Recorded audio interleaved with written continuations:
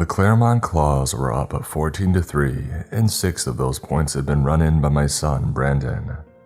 It was his first high school football game. I was feeling good up there in the bleachers as the halftime show started. I had the whole night off and my boy was kicking butt, and the first hints of Maine autumn were in the air. I reached into the pocket of my sweatshirt to warm myself up a bit more. Linda, my wife, elbowed me when she saw me pull out the flask. "Oh, relax," I said. "I'm off duty." "No, I mean pass it over here." I grinned, looked around to make sure that nobody was keeping tabs on the Claremont chief of police, and I took a quick slug. And then I passed the flask to Linda on the down low, as Louie the lobster took the field. Louie was the team mascot. When I had gone to Claremont High, he had been this big, fuzzy stuffed animal type thing. But a few years ago, some kids got into the basement and tore the thing up during the off-season. So they had rebooted Louie, and they had ordered a new suit. And this one was more realistic looking and more menacing. Louie had an angry lobster scowl now, and his claws looked like red mouths filled with lumpy teeth. Both versions were ridiculous in different ways, I thought, one being way too goofy and one being way too serious. But then I didn't get bent out of shape about it like some folk did. It was a high school mascot, nothing to get worked up about. Down on the field, Louie was doing his best to do just that, and get the crowd worked up. He was waving all 10 arms around and snapping his claws like crazy. In addition to the cosmetic makeovers, the new suit also featured some animatronics, though there was still a kid in there doing the bulk of the work. Noah Fletcher, his name was. I didn't know him before that night, but I later did some research on him. He was just a kid, an awkward kid who spent a lot of his time online, and who didn't have many friends at school. People were surprised when he had auditioned to be Louie, and even more surprised when he had nailed the audition. He was a dork, Brandon told me after the incident, but like a cool dork, you know. He didn't look down his nose at us, and he tried. He tried, and that made him cool, you know. Didn't just sit there and feel sorry for himself. He got in that suit and he danced his butt off. Halftime was wrapping up and the crowd was egging Louie's antics on. After another hit of whiskey, I was doing the same, up on my feet shouting, "Get him, Louie, rip him to shreds." And that was when Joel Clements stood up from his seat in the third row and began climbing down the bleachers. I noticed him out of the corner of my eye. I had had a run-in with him the year before when I had pulled him over for driving 15 in a 45, and I found a half-smoked joint that he had hastily tucked into the crease of his seat. Now he was probably just going to grab a snack from the concession stand, stricken with the munchies. I was off duty, so that wasn't my concern, but something made me turn a little more in his direction and watch him. Some instinct that drained the warmth of the booze out of my body, and it left me feeling cold. Joe walked right down to the bottom row, but instead of turning left to go to the concession stand, he turned right, making his way toward the 50-yard line, where Louie was winding down his show. I stopped clapping and I reached onto my side for the gun. It wasn't there, of course. It was down in my truck in the parking lot. And what was I doing anyway? Reaching for my gun because some kid was a little too high and couldn't find his way to the boiled hot dogs at a frickin' high school football game. "Gary," said Linda, "what is it?" "Huh?" I turned to her. She looked a little scared. "You've got your cop face on. What is it?" "Oh, nothing. Just saw some stoner and wanted to keep an eye on him. Make sure that he didn't get himself hurt." I nodded back over in Joel's direction and saw him hopping over the little fence down to the sidelines. But then I knew that something bad was going to happen. "Hey!" I shouted, but it was no good. The crowd was applauding Louie's performance, and I got the sudden unshakable feeling that even if Joel had heard me, he wouldn't have stopped. He was on a mission, which meant that I had to be too. Joel stepped onto the field and I started shoving people aside, making my way down there too. but I never had a chance to get over the fence before he pulled the gun out from the back of his pants and leveled it at Louis, at Noah Fletcher, and fired 3 times. As I leapt the fence, the applause in the stands turned to panicked screams, and I hit the ground running. Louis was on his back, spasming, his giant claws reaching up to the sky, opening and closing. Joel brought the gun to the side of his own head, and I crashed into him in an instant before he pulled the trigger. The shot went up into the twilight sky. I was on top of Joel then, pinning his arms to the ground, and he looked at me with swollen red eyes. A grotesque smile twisted itself into shape on his pale face. "I did it," he said. I punched him hard across the side of the head, and then he was out of it. Louis, I saw, was also out of it, maybe forever. The fierce lobster had stopped snapping his claws. Some of his limbs were still waving around, but I knew that was only due to the hidden mechanisms. At the station, I locked Joel Clements in a jail cell, and I sent our dispatcher assistant to Darlene, telling her to get some rest and that I would man the phones. And then it was just me and the kid, still unconscious in the building. I sat in my office, drinking black coffee by the pot, and I sent Linda a few texts letting her know that everything was under control. It wasn't. I switched between the video feed of Joel tossing and turning in his cell, burning with some kind of fever, and the series of texts that I had received from Bud Greenleaf. Bud and I had gone to school together, and he was with the EMTs who had lifted Louis, Noah still in the costume, into the ambulance that had wheeled its way to the 35-yard line a few minutes after it was called. The text said, "Jesus Christ, Gary, the kid's dead, and he died a long time ago. It doesn't make sense. He's decomposing. What happened? Can you come follow us and meet us at the hospital? Come, this isn't right." I'd been dealing with other things like a panicked crowd and a murderer, so I didn't even have the resources to look at my phone as the texts were coming in.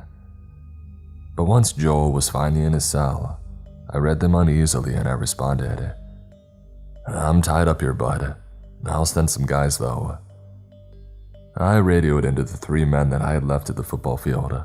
The 4 of us together were the entire Claremont Police Department, and I told them to send 2 to the hospital and to report back. Through the monitor, I saw Joel stir in his cell. I left my coffee in the office and went to wish him a good awakening. "Why'd you do it, Joel? Why'd you shoot Louis the Lobster? Some kind of grudge, getting too much attention that you thought should be yours?"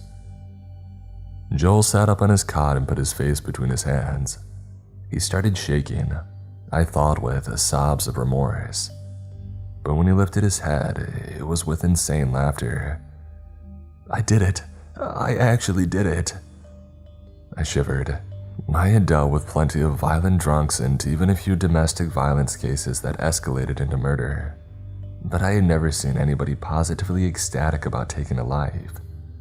This was the deep end of things, and I didn't have my certificate to swim there. "Yeah," I said, putting my trembling hands behind my back. "You sure did. You killed a classmate. I have hundreds of witnesses, and they'll all agree with the both of us. You did it." "Why?" Joel stopped laughing and seemed suddenly terrified. "Why didn't you let me do the rest? Why didn't you let me off myself?" "Well, because it's my job to make sure people don't go around dying willy-nilly. Now, I answered yours, so you're gonna answer mine."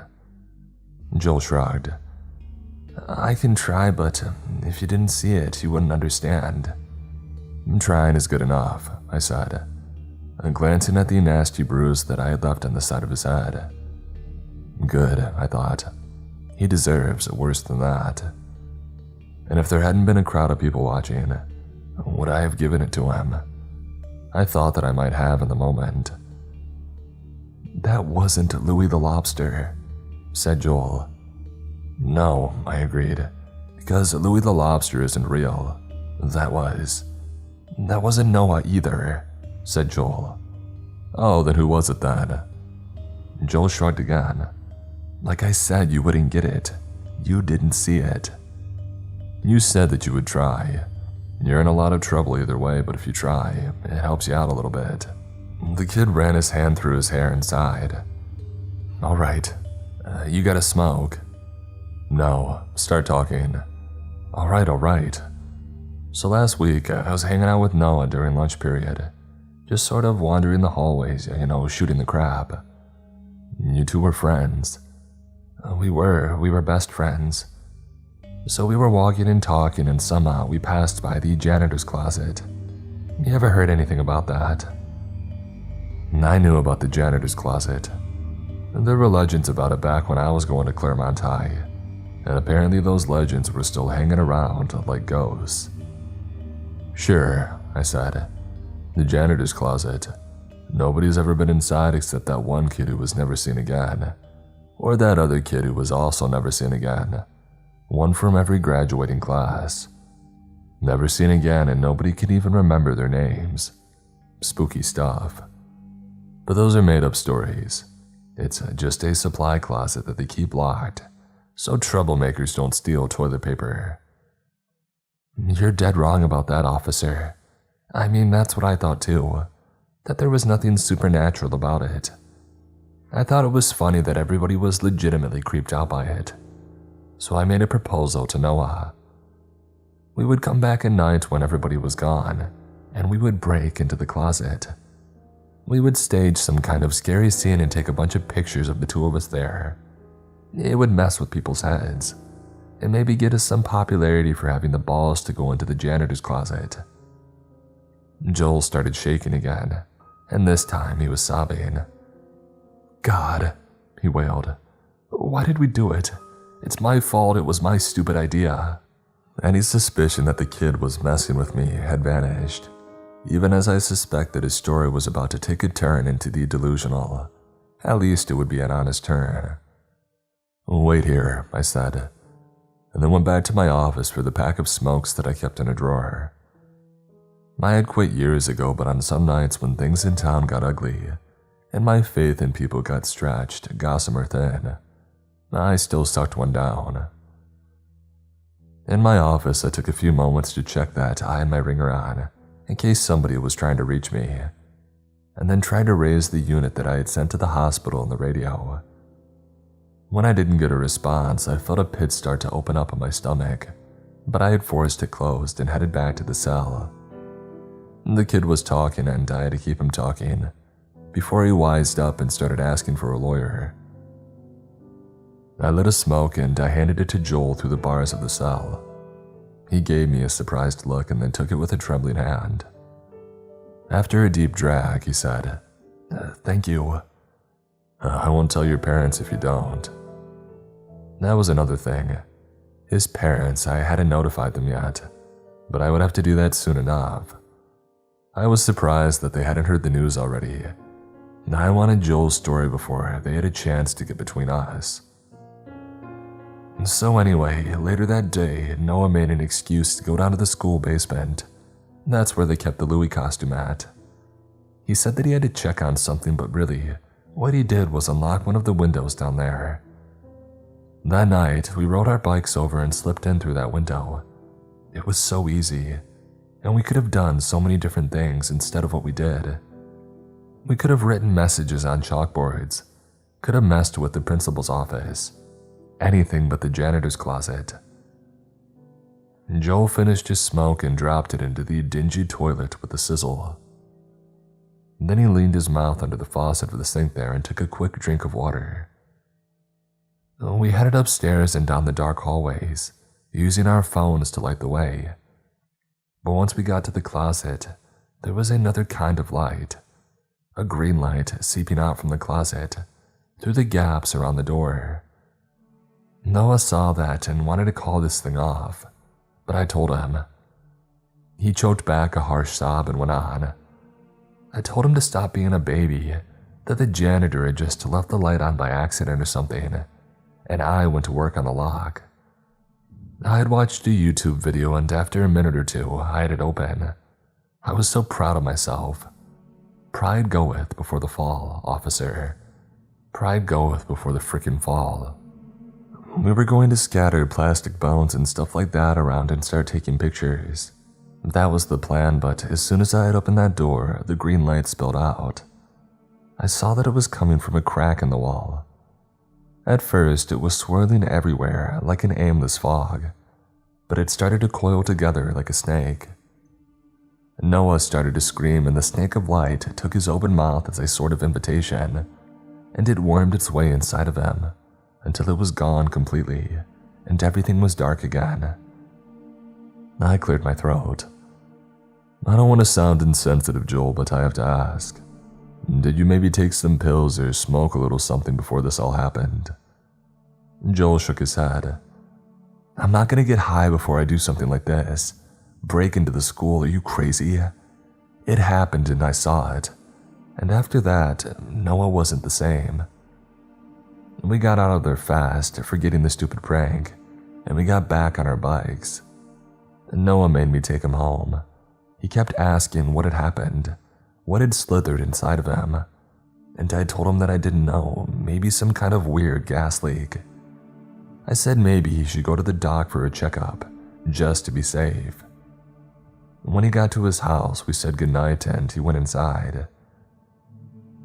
He wasn't at school the next day. I kept texting him, but he didn't respond. I pulled my phone out and checked it again for missed messages. No word from anybody. Come on. But I saw him that night at 1 a.m. in my bedroom. I woke up and there he was at the foot of my bed, staring down at me.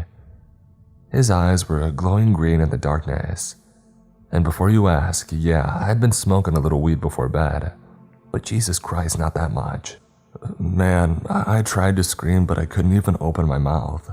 So I tried to tell myself, it's just sleep paralysis, dude, calm down. But I couldn't though.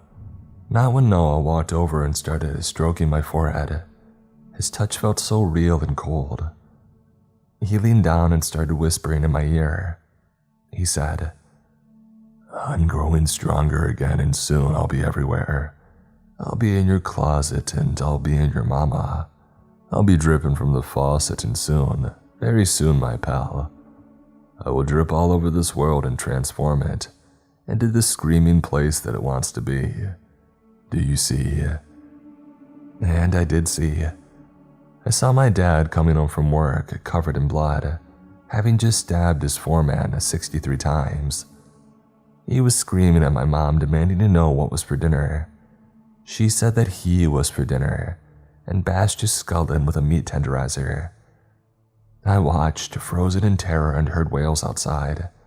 Human wails, people moaning in agony, and wails of sirens cut short as ambulances crashed into each other. Through the window, I could see a green fog overlaying everything, and I could see people running down the street with missing limbs, or the flesh flayed from their faces, and other people chasing them, and other people chasing those people, armed with golf clubs, gardening shears, guns. I was a rational man and believed that at best, this was all a fever dream or a bad trap, but still I shivered. So you felt like you had to stop him, I said gently. Yes, I mean, Jesus Christ, I didn't want to do it. Who wants to shoot their best friend? But that wasn't Noah anymore. That was a demon or something. I don't know what it was. Just that it was evil and it had to be stopped. And nobody would believe me if I went for help. And I know you don't believe me either, and I know that I'm screwed. My entire life is screwed. I sighed and I lit 2 more cigarettes, one for him and one for me. I believe that you believe what you're saying, I said, and I know it wasn't easy for you to tell me that either, and I appreciate your cooperation. I'm going to call your parents now and tell them what you did, on the off chance that they haven't heard by now. Do you have their number? Joe gave me the number and then sucked on his cigarette in gloomy silence. I left him in his cell. Back in my office, I sat down and I waited for my heartbeat to slow. Was there some part of me, some little sliver of my lizard brain that actually believed that crap? If there was, I had to push it aside and focus on the next steps. I would call Joel's parents, but first, I had to know what was happening at the hospital. I tried the boys over the radio, but no response. I tried texting Bud, the EMT. Nothing. The pit of my stomach opened up again, and this time I couldn't will it to shut. I dialed up the hospital and listened to the line ring and ring. I hung up and decided that Joel's parents could wait. I had to find out what the heck was going on, and if nobody would answer, then I would have to haul my butt over there and see the situation with my own eyes. I pushed myself out of the chair. It took an effort and my knees cracked when I stood. I was getting old and beyond tired. As I scooped up my keys, there was a great crash out in the hallway, followed by a harsh, scraping sound. I put my hand on the weapon strapped to my hip and hustled to the door, sticking my head into the hallway only to see, was that a lobster tail? It was. The door separating the public area of the police station from the holding cells had been shattered apart, and the giant tail was disappearing into the darkness left in its wake. I heard Joel scream. I took a deep breath, steadied myself, and then broke into a sprint down the hallway, toward the cells. I nearly slipped and looked down to see that I was following a trail of green slime. The pit of my stomach turned into a gorge, and then when I made it to the cells, it opened up into an endless abyss. Louis the lobster stood tall, with his scaled back facing me, snapping his formidable pincers in the air. Joel was shouting in wide-eyed terror, "Shoot it! Shoot it!" My mind scrambled to make sense of what I was seeing. Louis the lobster, a mascot for the Claremont Claws. I knew that. My son played for the Claws. Tonight was his first game, and during halftime of that game, I had watched Joe Clemens shoot 3 bullets into Louis the lobster, who wasn't really a lobster but a boy named Noah. And that boy was dead. My EMT friend, Bud, had told me that. That was right, wasn't it? But if it was right, then what the heck was this thing in front of me snapping its claws? "Shoot it!" wailed Joel. "Please." I drew my gun more because I didn't know what else to do than out of any intention of using it. "Halt," I said. "Put your hands up." Louis ignored my command and began reaching his pincers towards the bars of the cell. "Jesus Christ, shoot it, shoot it, shoot it." But I didn't shoot it. There was a boy in there and he must have somehow survived the bullet wounds. Maybe the lobster costume had dulled their impact. And maybe they had given him some heavy-duty drugs at the hospital that jacked him up and allowed him to break down the door to the holding area. Now that he was here to get his revenge on his assailant by frightening him. As improbable as that all seemed, I had to consider that it was possible, and so I couldn't and wouldn't shoot him. And after all, Louis couldn't do more than frighten Joel, right? Steel bars stood between them. I said, "Freeze and put your hands up." Louis closed each of his giant claws around 4 bars and snapped them in half with a metallic crunch. With his wiggling legs, he peeled them aside, creating an opening into the cell. And then he began shuffling inside as Joel shrank back into a corner. This certainly was all a good argument in favor of shooting Louis. God forgive me, I muttered and pulled the trigger, aiming at Louis's segmented tail. The shot landed and a spurt of green slime oozed out of the wound, but it did nothing to slow Louis down, and then it was too late. Louis was upon Joel, grasping the frightened boy with its legs. Joel let out one final cry as Louis opened a pincer in front of Joel's neck. He simply had said, "No." And then Louis snapped his claws shut and Joel's head toppled from his neck and down onto the dingy jail floor in a gush of blood. His body slumped down beside it. I unloaded my clip in a frenzy, and Louis jerked with the impact of each shot, flailing his legs, and I was reminded grotesquely of his performance at halftime earlier that night. Only here there was no cheering crowd and nothing to celebrate. Louis fell to the ground, supine next to Joel's body, opened his claws one more time slowly, and then closed them forever. Meanwhile, a hideous maw opened under Louie's twitching antenna, and I recoiled as a green fog began spewing out of it. I kept dumbly pulling the trigger of my gun at the substanceless fog, though the bullets were all spent. In terror, I remembered Joel's story about how the green fog had seeped into Noah's mouth when they had broken into the janitor's closet. I kept my mouth sealed tight and I backed down the hallway, but the fog wasn't moving towards me. It drifted over to the sink, swirled around in the basin for a moment, and then shot up and into the faucet. I left that bewildering and gruesome scene in the jail cell and drove unsteadily to the hospital. I felt drunk, though the little whiskey that I had at the game had worn off long ago. The hospital parking lot was nearly empty, which I took to be a bad sign. The squad car that I had sent was parked in the drive in front of the ER entrance. I pulled in behind it and I got out. A man was there sitting on the curb, clutching at his hair. When he looked up at me with bleary eyes set in a pale face, I recognized him. Bill Larkin, lead reporter for the Claremont Times. "Bill, what happened in there?" Bill shook his head. I started to make my way past him, but he clutched my pant leg before I could make it inside. "Don't," he said. "It's my job." I tore free of him. The door slid open for me and I walked inside. I should have listened to Bill. The officers that I had sent there were lying dismembered and scattered, their extremities flung far, and mingled with what must have been 4 to 6 other bodies.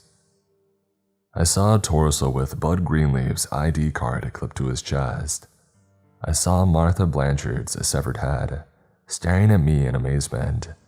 She had been the front desk receptionist. I vomited and wiped my chin and then walked back outside to sit next to Bill. "I was in there when it happened," he said. "I hid like a coward." "There's no shame in that. You'd be dead if you hadn't." "It was, Christ, you're not going to believe me, it was." "Oh, I know what it was," I said. "It came down to the station after I left here." "This should be a national story, an international story. But if I pitched it, I would be laughed out of a career." "So then don't pitch it. The thing's dead now, it's over. All that's left to do is pick up the pieces." And picking up the pieces wasn't all that easy to do, and as I found out soon enough, the horror was far from over. I spent the rest of the night talking with the families of the dead, doing my best to explain what had happened. Some of them had already heard from the witnesses at the hospital who had seen Louie unleash his terror. Some believed that Noah had been acted upon by some heavy-duty medical-grade drugs, and though I knew that wasn't the truth of it, I didn't try very hard to dissuade them. Some didn't believe my abbreviated account at all at first. They thought that I was playing a cruel joke on them. The hardest call was to Joel's parents. They were out of town and weren't even aware of the incident at the football field. I spoke with his mother, and when she finally understood that her son was dead, the phone carried her wails of grief from one side of the county to the other, and down deep into my gut. News of what had happened spread around town, but no further. Bill didn't even run an article on it in the Claremont Times. There seemed to be an unspoken agreement to treat it as an unexplained tragedy, and nothing more or less than that. The town effectively shut down for a few days in mourning, and when it reopened, things were different. At first, I thought the mounting tensions were a result of what had happened at the football field, the massacre at the hospital, the unexplained nature of what had happened at the police station too. At Hannaford, people would fill their shopping carts without meeting each other's eyes, or saying a word of greeting to folks that they had known and lived next to for years. It was as if they all suspected each other, capable of harboring some unfathomable monster inside. That I thought was understandable enough, and I thought that it wouldn't last long. But the tension began to bubble into violence. Fights broke out nightly at Willie's Bar and Grill. They spilled into the streets and turned into brawls. Somebody threw a brick into the window of a Bob's Hardware. Car tires were slashed, garage doors graffiti, and down half of my police force, I worked around the clock trying to keep the peace. Waddell County agreed to send over 2 men as temporary replacements, but they were weeks out, and until then, I was working 18-hour shifts. Nor did I get much rest when I clocked out. Sleep brought nightmares. Nightmares of giant lobsters crawling through our town, beneath an endless green fog, crushing buildings and people between their monstrous claws. And idle hours awake brought bad memories. Louie's carcass lying next to Joel's decapitated body, that hideous maw opening and spewing forth its evil poison. The violence continued to escalate. It was impossible to keep up with. Somebody burned down the Unitarian Church. People that I had grown up with snarled at me, spat at me, and they called me a pig. My nerves were raw, and I started to feel like I might snap too. "You need some time off," Linda said last night after work. "This is eating you alive. Why don't we go somewhere for a week?" "Can't," I said, pouring a whiskey. I looked at the glass for a moment, reminding myself that I had to be careful with that stuff. I had seen it get its hooks into too many people, just like my old man. 2 drinks, I promised myself.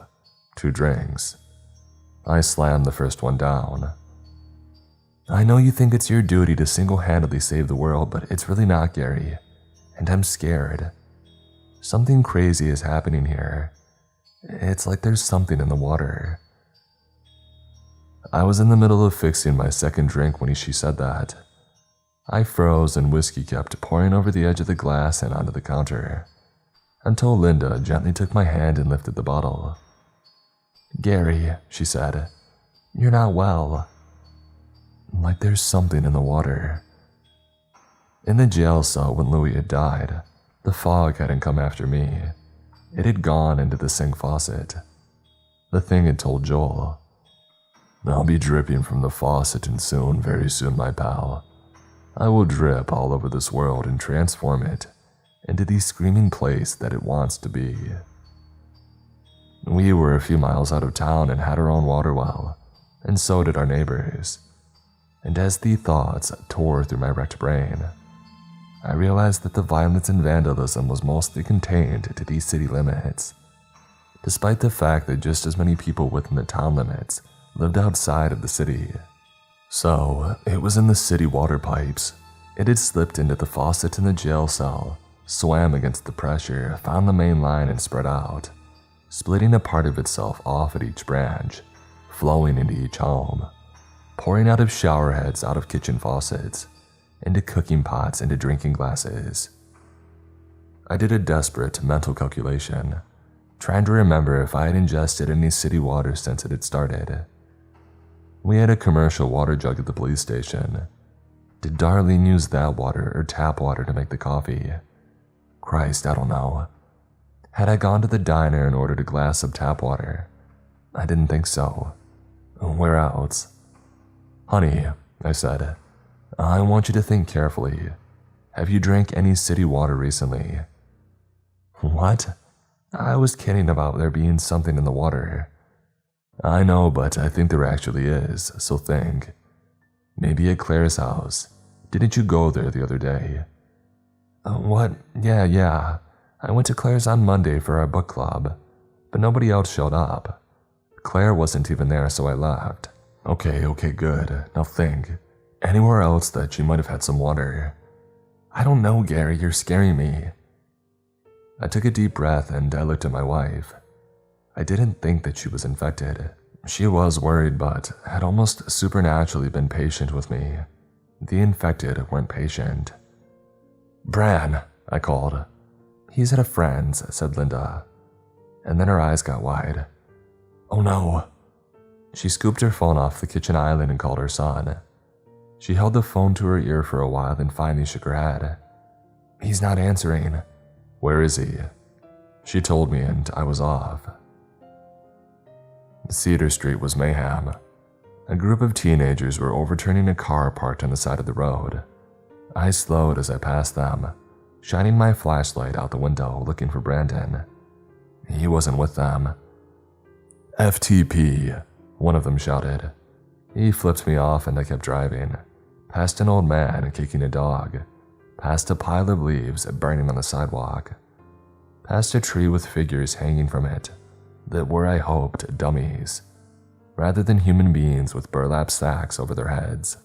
Finally, I reached number 88, and as I pulled up to the curb, I saw that the large bay window jutting out from the front of the house was shattered, and there was a body lying on the ground among the broken glass in the flower bed. It looked to be a woman. I got out of the car with my hand on my weapon and slowly approached the body. Heavy metal music blasted through the broken window, and I heard something smash inside. "Ma'am," I said. She didn't respond. I could see now that it was Tina Godfrey, Brandon's friend's mother. I reached down and felt for her pulse. She was cold and dead. I walked around and tried the front door, terrified of what I might find inside. It was unlocked. Inside, the music was so loud that it hurt my ears, and I was hit with a horrible stench that almost made me spill back up the whiskey along with the hamburger that I had had for lunch. "Brandon," I shouted. "You in here, buddy?" The overhead lights were off, but I saw a flicker coming from a room at the end of the hallway. A strobe light.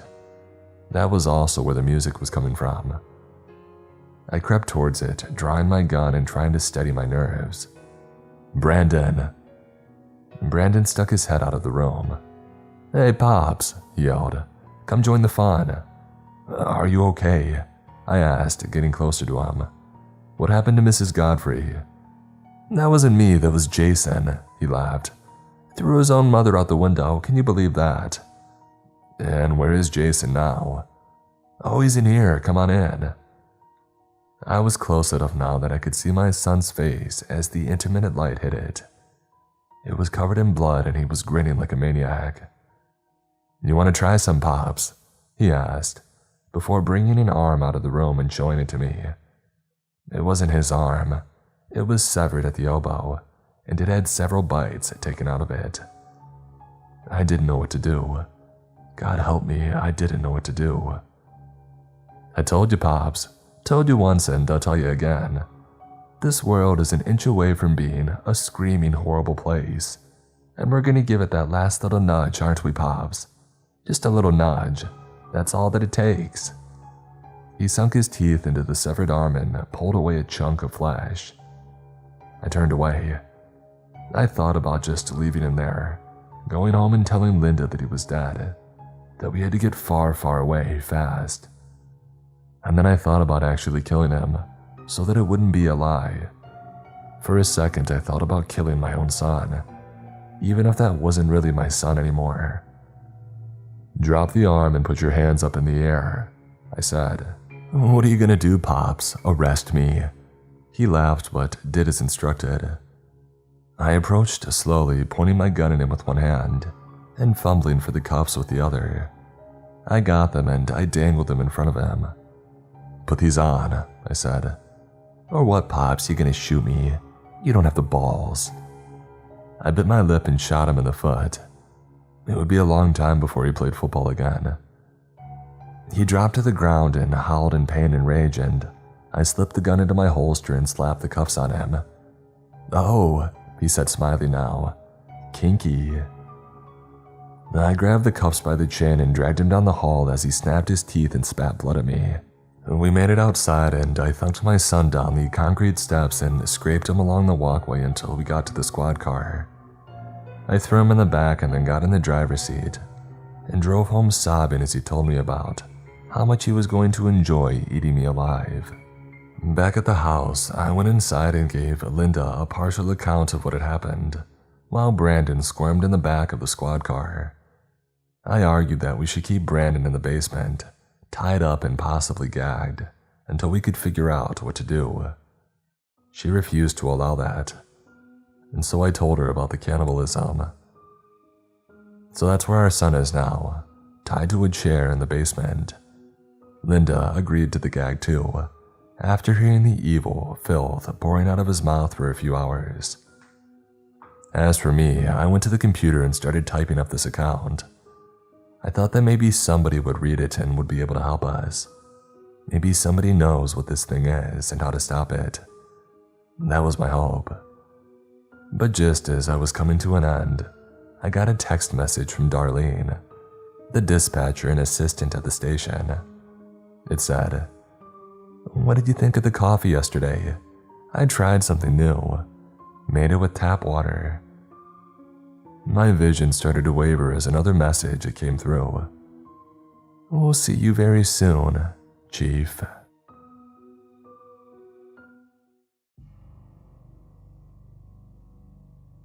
Today's episode is sponsored by Rocket Money. How much do you think you're paying in subscriptions every month? The answer is probably more than you think. Over 74% of people have subscriptions that they have forgotten about. I mean, I definitely did. Like one of the many video streaming services that I have to watch my favorite shows. There's so many that it's easy to lose track of. With Rocket Money though, I have full control over my subscriptions and a clear view of my expenses. Rocket Money is a personal finance app that finds and cancels your unwanted subscriptions, monitors your spending, and helps lower your bills so that you can grow your savings. I love how the dashboard lets me track my spending habits and also helps me create a budget so that I can stay on track. Rocket Money has over 5 million users and has saved a total of 500 million in canceled subscriptions, saving members up to $740 a year when using all of the app's features. Stop wasting money on things that you don't use. Cancel your unwanted subscriptions by going to rocketmoney.com/MrCreeps. That's rocketmoney.com/MrCreeps. rocketmoney.com/MrCreeps. I'm originally from Ireland, as was my father and his ancestors. Originally, they were among the wealthiest people in the country, until the Blight hit. After its rampage, my ancestors slowly moved from poverty and into what I would say is upper middle class to the lower part of the upper class. Not really rich, but enough to indulge in expensive things, like boats and art. Tired of the constant harassment from the English folk in his hometown and in Britain itself where he frequently visited to do business, he moved to the United States in 1948. He originally served in the Second Great War and was a hero amongst his comrades, saving their lives from the likes of the Germans and Japanese forces. After serving there, he settled in Massachusetts, where he got a job at a police station about a half mile from Worcester, which only accepted him because he was a smart guy and could easily tell if somebody was lying. There, he worked on several cases, even on the infamous Whitney Bulger case. However, he got bored and he soon moved down south to a relatively decent-sized town about an hour from Dallas. There, he was one of, if not the best in the force. He would always wear a dark suit jacket, light brown leather pants, and dark shoes fit with a blue tie. His green eyes, dark brown hair, tall and slightly muscular build, was enough to make you question if you should even spit at him. But I'm getting off track. One night when he was finishing his paperwork, he received a letter from a man named Emil Powers. Emil told him in the letter that his daughter was missing, and attached was a sketch of the abductor, or what looked like him. Till morn, he thought to himself. When his boss, Mr. E, arrived at the office, he immediately told him about the letter. Despite not having a good relationship with Mr. E, my father could tolerate him. E was a notorious supporter of some bad doings in the area, which my father hated with all his heart and soul, since he had experienced it firsthand in England and even in Texas. Well, son, this ain't nothing like I ever seen since I was a small feller. Why did you put it aside and focus on another case? One regarding not them, he said. Well, I would prefer this case, my father answered. Mr. E knew there was no change in my father's mind. He was taller and not willing to take any of his crap, but still, he stood firm. You guys are always so firm like stone. That's why I like you, and that's why you got the job. You ain't willing to back down even if the odds are against you 99 to 1. Heck, if I said no, you could have sued my butt. I'm not willing to take that chance to an Irish drunk guy either. Mr. E shrugged. My father could take it. He had been called worse before. Instead of saying anything back, he just stared blankly at him. I shall do as you wish, he replied. Work on that case when you're complete with your other. Now get the heck out of my office before I cut your paycheck, Mr. E shouted. My father from now on will call him Liam, our family's most common name, left the office and sat at his desk. He began his work on a disappearance of a 14-year-old girl who had vanished seemingly without so much as a trace just days prior to him joining the police. Attached was a sketch of the person who was supposedly responsible for the disappearance. Little did he know that what he was dealing with was the work of a madman, or as others say, a serial killer. Liam worked day in and day out, up at 4 in the morning and leaving at 11 p.m., never wishing to be late and always giving us goodnight hugs while we slept like logs outside a cabin, waiting to be chopped and hauled into the burning flames that keep humanity warm. His reasoning was that crime never sleeps, and so neither should he. I wanted to let him sleep so I could take care of his work, but he told me to follow my own dreams. I knew that I couldn't convince my old man, so I let him be. One day, he came across a link between his previous case, the one involving the 14-year-old girl's disappearance, and Emmy's letter. He noticed that both of the victims described in the cases were last seen near telephone poles, and the sketches of these supposed abductors were eerily similar. Both had the same nose, the same hairstyle, around shoulder length, had a green 1963 Chevy pickup truck, and eerily similar license plates, with the last number being either a 5 or a 6 or a 9. Maybe it was just another coincidence like he had received several times, but this, it was all too similar. He drove to Emil's address and knocked on the door. A skinny, slightly shorter than my father, African-American man came out and asked Liam what he had wanted. Is Mr. Emil Powers home? I'd like to speak with him, he asked. Why the heck would he go with someone like you? You folk ain't supposed to be among nother, the man had responded. I didn't know that. I ain't from around here, so sorry, Liam had answered. And then where you from, boy? He asked. Ireland. I moved here to escape harassment, but it seems that it's here too, Liam answered. Oh, you ain't seen nothing yet. The worst is yet to come. Now excuse me if I burst your bubble. Emil, get your butt downstairs right this minute. Some person here wants to speak with ya, the man shouted. Come in, Darius, a voice likely Emil said. Suddenly a man roughly Darius's height came rushing down the steps. He carried his suit jacket in one arm and papers in the other. Sorry, I had to get some paperwork done for my daughter's funeral.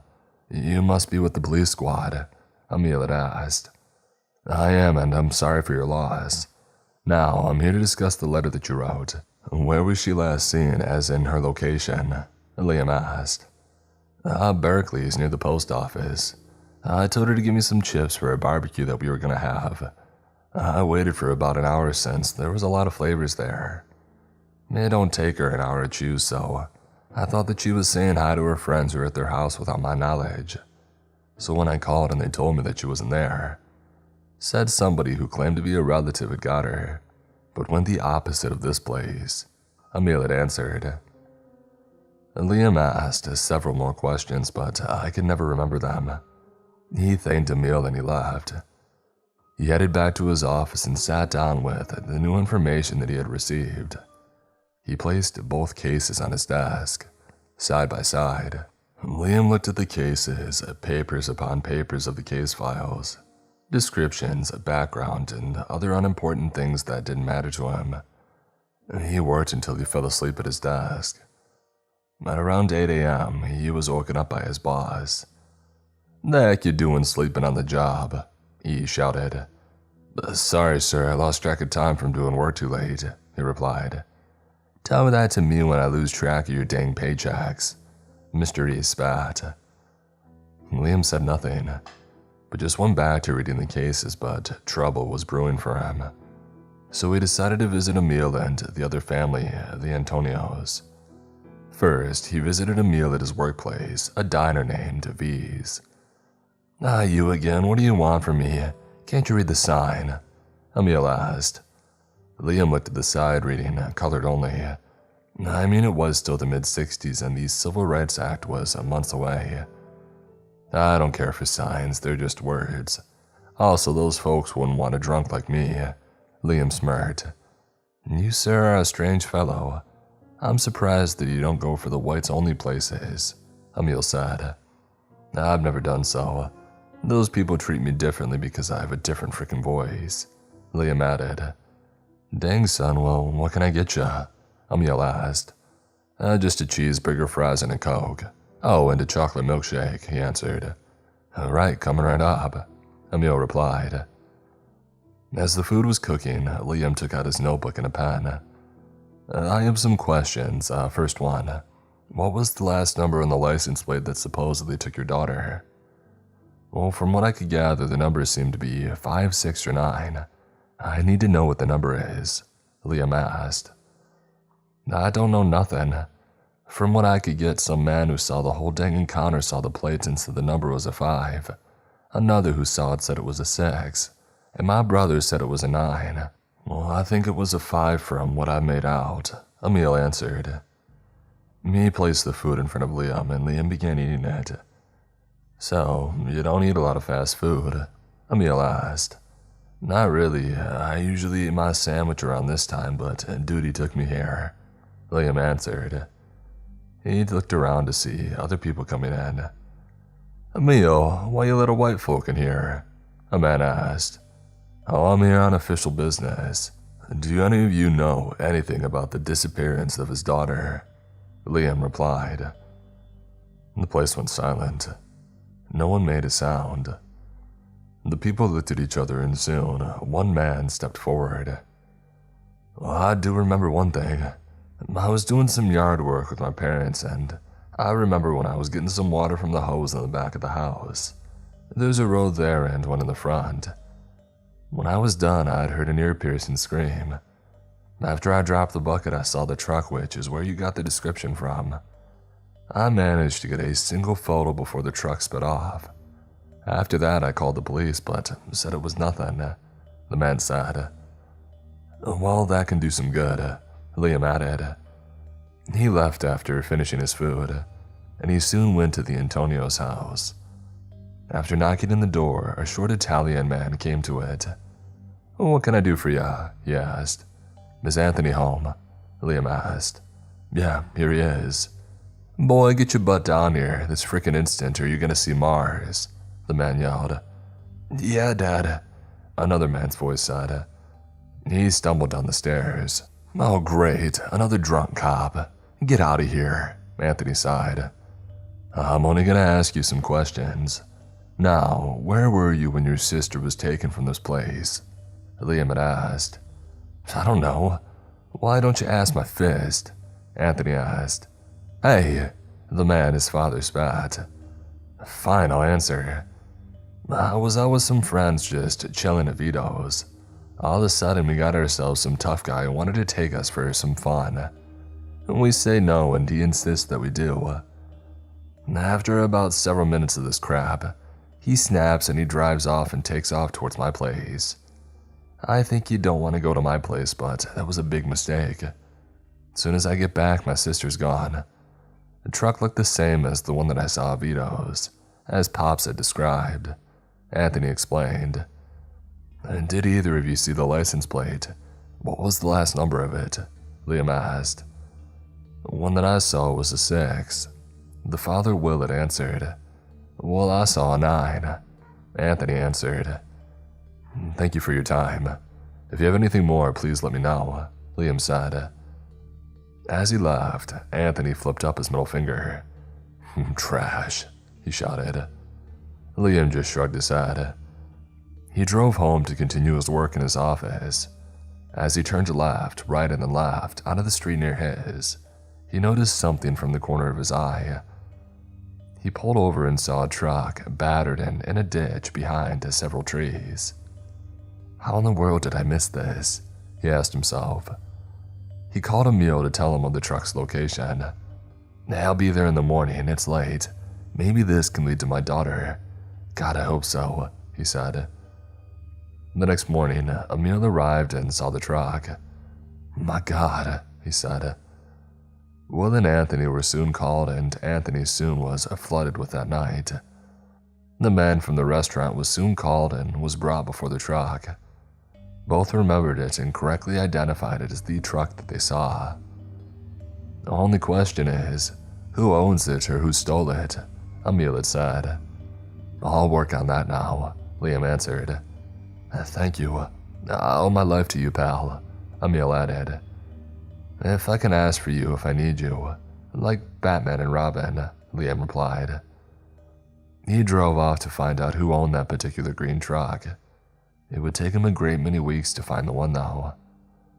Emil came home and decided to explore the woods behind his house. He took his shotgun and he ventured with his dog into the forest. As Emil readied his gun, his dog barked loudly and Emil left his gun in his spot. He ran over to the canines howling, tripping over twigs and fallen branches and other things on the Texas forest floor. Oh, what are you barking at? What is... Jesus Christ, Emil shouted. What is it, hon? His wife Susan had asked. Come see this, he answered. Susan wept and screamed as soon as she saw the bodies in the trees. The police took what they found back to the autopsy room, and there they were identified as Emil's long-lost daughter Francine and Will's daughter Viviana. Both bodies showed no signs of anything else, but it was concluded they were both killed by blunt force. They appeared to have been placed there, so the location of the killings were unknown. Liam was called and he knew this was the work of a madman. Liam soon arrived at Emil's house. He barged past him with a force like that of a train hitting an elephant. He arrived in the woods and he saw the tree, which the two bodies were found in. There were still stains on the bark of the tree. Liam put his fingers on the bark, the red seeping onto his fingers. Jesus, he said. Whoever the heck did this is a monster, and I want their dang head on a spike, Emil shouted. The police looked at Liam, wanting him to think of something. Analyze this. I'm going to a car dealership, one that sells these, he said. He looked inside the truck for anything useful. There was next to nothing except for some receipts, a knife, a .22 caliber, and another paper that had the faint words barely reading, Fabio's Garage. Or that's what he thought he saw on the paper. Liam drove to Fabio's garage. He exited his blue 1965 Ford Mustang and approached the owner named Fabio. How can I help you today? Fabio asked. Do you perhaps know of somebody who bought a green 1963 Chevy pickup truck? He asked. Sorry, I've had several people buy the same truck. And be a little more specific, okay? Fabio replied. Liam held up the license plate, which he secretly took from the back, since the front was buried in dirt. I believe that was given to Andre Hopkins. Never thought that he would be caught in all of this. Fabio added. Sorry for disturbing you. I know this is a lot, Liam said. He left to go find Andre. Andre lived in a rundown part of the city. Liam knocked on the door. Please, open up, Andre. I just want to talk, he said, knocking on the door. No answer. Liam knocked again. Open the door, Liam shouted. Screw off, a voice shouted back. Andre, I just want to talk, Liam said. A Fourth Amendment, the voice replied. Andre, no, we can do this the easy way or the hard way, Liam shouted. Suddenly, a large, overweight young man came to the door. His clothes were slightly tattered and covered in a red liquid. What do you want? He asked. Andre, I just want to talk.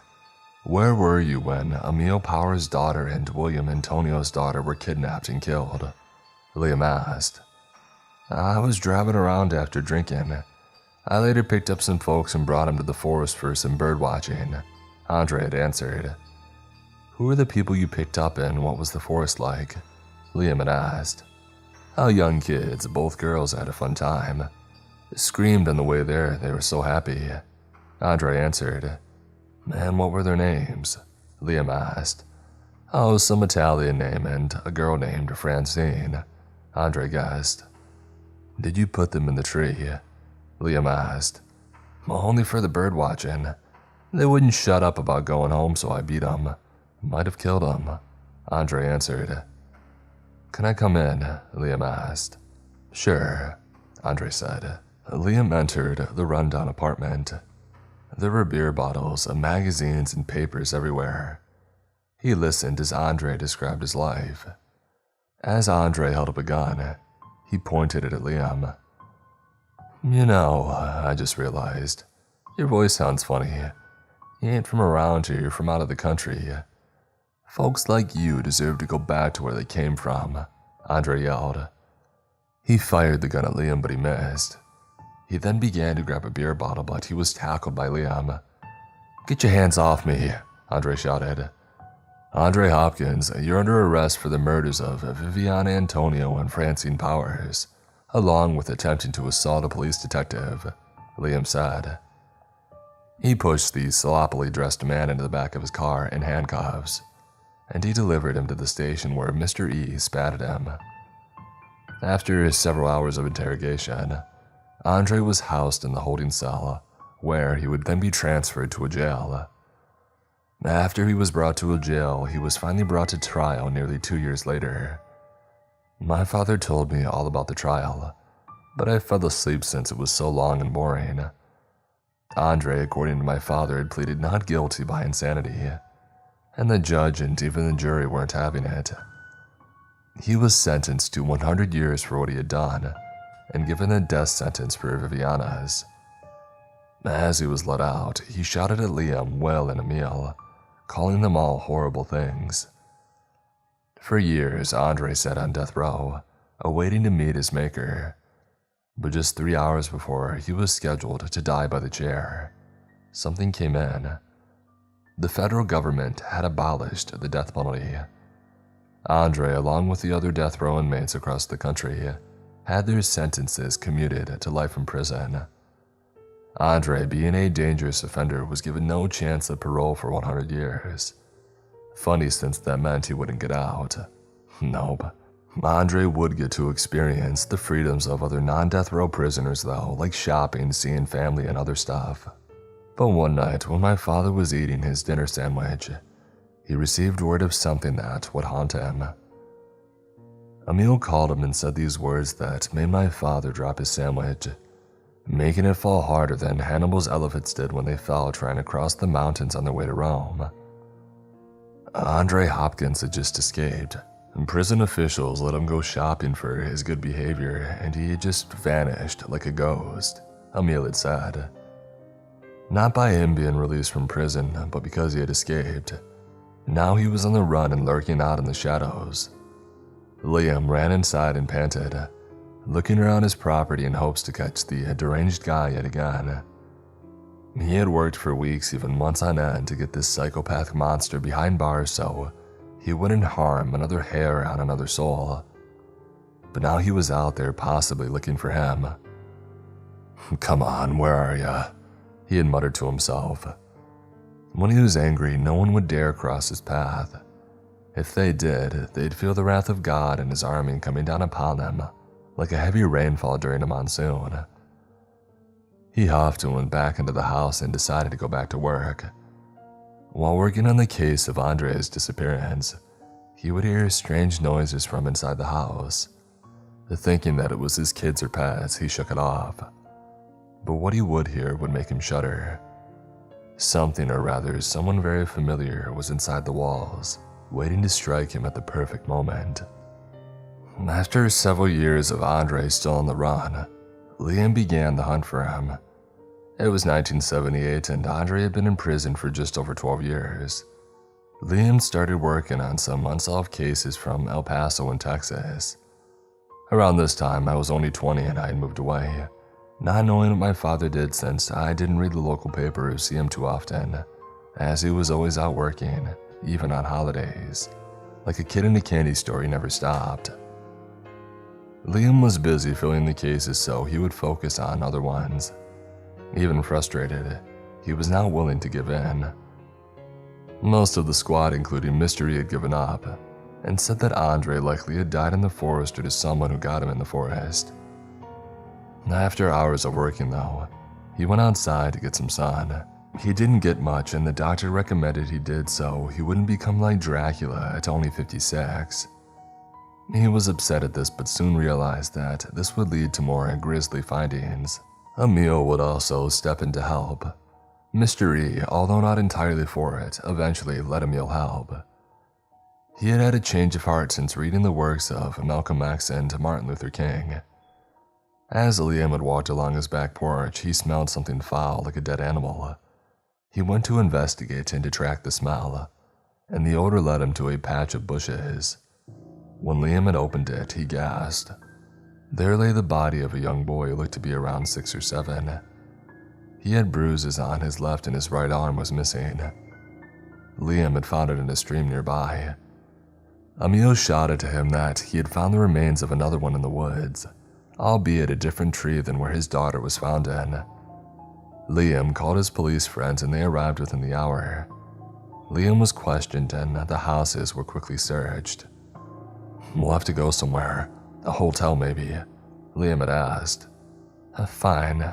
I just hope that it's not for too long," his wife Maeve had answered. They packed some things for a hotel then let the police do their work. Liam would go back and help and he would soon learn from the locals that more bodies had been found. Some were near the highway, others in the forest and others near other houses. Only one of the family members of one of the victims came forward to help give a description of the killer, now dubbed the Texas Killer. Liam would get his hands on the sketch and notice some odd details. The way that it was drawn, it was similar to that of Andre. He was out there and he needed to be caught before he struck again. He drove for hours and hours on end, not finding a dang sight of Andre. It was until he got home when he had heard the noise. The police had done their research in the house and they had left. Liam had grabbed a knife from the kitchen, ready to strike. "Who's there?" he asked. Nothing. Just silence in the darkness in front of him. Another creak came from inside the house. "Now you messing around, coward. Show yourself," he shouted. All of a sudden, with a loud thump, a man bolted at Liam, pounding him into the floor and they began to shoot at him. "Andre, what the heck are you doing here?" Liam asked. "I might as well get my vengeance on you. Put me away and all. Got some balls for that." Maeve woke up and shrieked when she saw his face. Andre bolted at her, knocking her down and taking her out. Liam tried to fight back, but he was knocked near unconsciousness. Andre soon dragged Maeve into the bedroom. He then forced himself upon her as she cried. Liam was next to passing out. With all of his remaining strength, he called Emil and Will and told him to come to the house and to also call the police. Emil did so. He arrived with a shotgun and Will with a butcher's knife. "Get the heck away from her," Emil shouted. Andre ran past Emil and knocked the gun from his hands. He found one of Liam's pistols and grabbed it. He soon went to the neighbor's house and took their kid, and he came out with the gun aimed at his head. "Oh, come on, bring me back to prison. Do it, or this kid meets his maker," Andre shouted. Liam limped out, gun in hand. "Don't shoot to kill, shoot to injure. You hear that? I want this guy alive," Liam ordered as the police had arrived. "Please, sir, don't," the boy cried. "It doesn't need to be like this, Andre. Let him go," Liam begged. "What, so he can go back to his perfect family? No, I never had that chance. My father was a pig, no job and he drank. I wanted that old man gone, and I got my wish when he got the chair. I never had a happy life, so why should others? Andre asked, tears steaming up. Because not all families are perfect. No one is. Not even mine. Heck, I spend most of my time looking for you. I barely got to say hello to my own children, Liam had answered. Yeah, well that's still better than what God gave me. He screwed me over too many times. Now I repay the favor by doing the same to him. See how he likes it, Andre said. Liam lowered his pistol and placed his hands on his hips. Andre wasn't having it. He took out the boy. No, Emil shouted. Liam ran after Andre, who fled into the woods. He fired and so did Andre. It wasn't until Andre either lost his breath or he tripped over a branch when he was caught. Andre heavily resisted and had to be subdued, and he eventually was caught and arrested. At the separate trials, he pled not guilty to all of the counts, but he eventually was charged with all the ones that had gone on. In the end, he had received 9 death sentences, 3 life sentences, and 4 20-year sentences, and on top of that, 8 10-year and 6 5-year sentences. He smiled at the small sentences which were announced first, but when it came to life and death, he wailed into tears. However, some of his death sentences were commuted to life, making his death sentences only 5. He spent several years on death row denying his guilt. He would file for appeals several times, but would be denied every single one. The day came, April in 1997, and my father asked me to come. I obliged, being the decent son that I am. Andre's last meal was a cheeseburger, french fries, a Coke, and a chocolate milkshake, just like my father had had when he was at Emil's. Why did you choose to eat that? Liam had asked. Oh, it's simple. 'Cause you did. Andre answered, smiling an evil grin. Why of all people me? Did you not see me? I was there at Emil's when you were questioning. I was in the window. You had every chance to catch me but said no to it. So tell me, are you really the genius that you say you are? 'Cause you would have noticed me. Andre answered, smiling his evil smile. Time to go, Hopkins, a guard said. Andre took his last shower and spoke with the priest. We weren't allowed to hear the words due to confidentiality and because he told us not to. My father, myself, and the victims' families, Emil and some of Andre's family, and Will and Anthony all gathered in the waiting room. As the curtains were drawn, Andre lay on the gurney, flat and motionless, completely drained of all emotion. Andre Hopkins, you have been tried, convicted, and sentenced to death by the state of Texas for the murders of... He began to list the names of the victims. I couldn't remember most, only some, like Taylor Pearl, Kendricks Henderson, and Faith Sylvia. Do you have any last words? The priest asked. I know that what I did was right. God told me to screw off, so I told him to do the same. Come to think, I am a sinner. I've caused pain for everyone, and I deserve to suffer because of it. I hope that I can go in peace, knowing that I'm no better than a street rat, Andre said, crying in conflicting tones. No one could really know if he was really sorry or if he was just faking it to get his death sentence commuted, so that he could escape and do what he did before. As the process began, his eyes rolled back and he lay stone cold and not moving. And he was pronounced dead at 7:15 p.m. The warden said this was one of the fastest executions, as they usually take up to hours. But after that, my father and I hugged. We left that godforsaken prison and headed back to civilization. My father went on to live until 2017, at the old age of 96. Emil lived until he was 92 in 2019, and Will only made it until he was 87, as he died about a decade or so after Andre did. Anthony, Emil's son Henry, and I live relatively close to one another, and we're all friends. Since then, I haven't talked about Andre to anyone. I prefer to keep that memory locked away from when my kids get older. maybe it's best if I never tell them.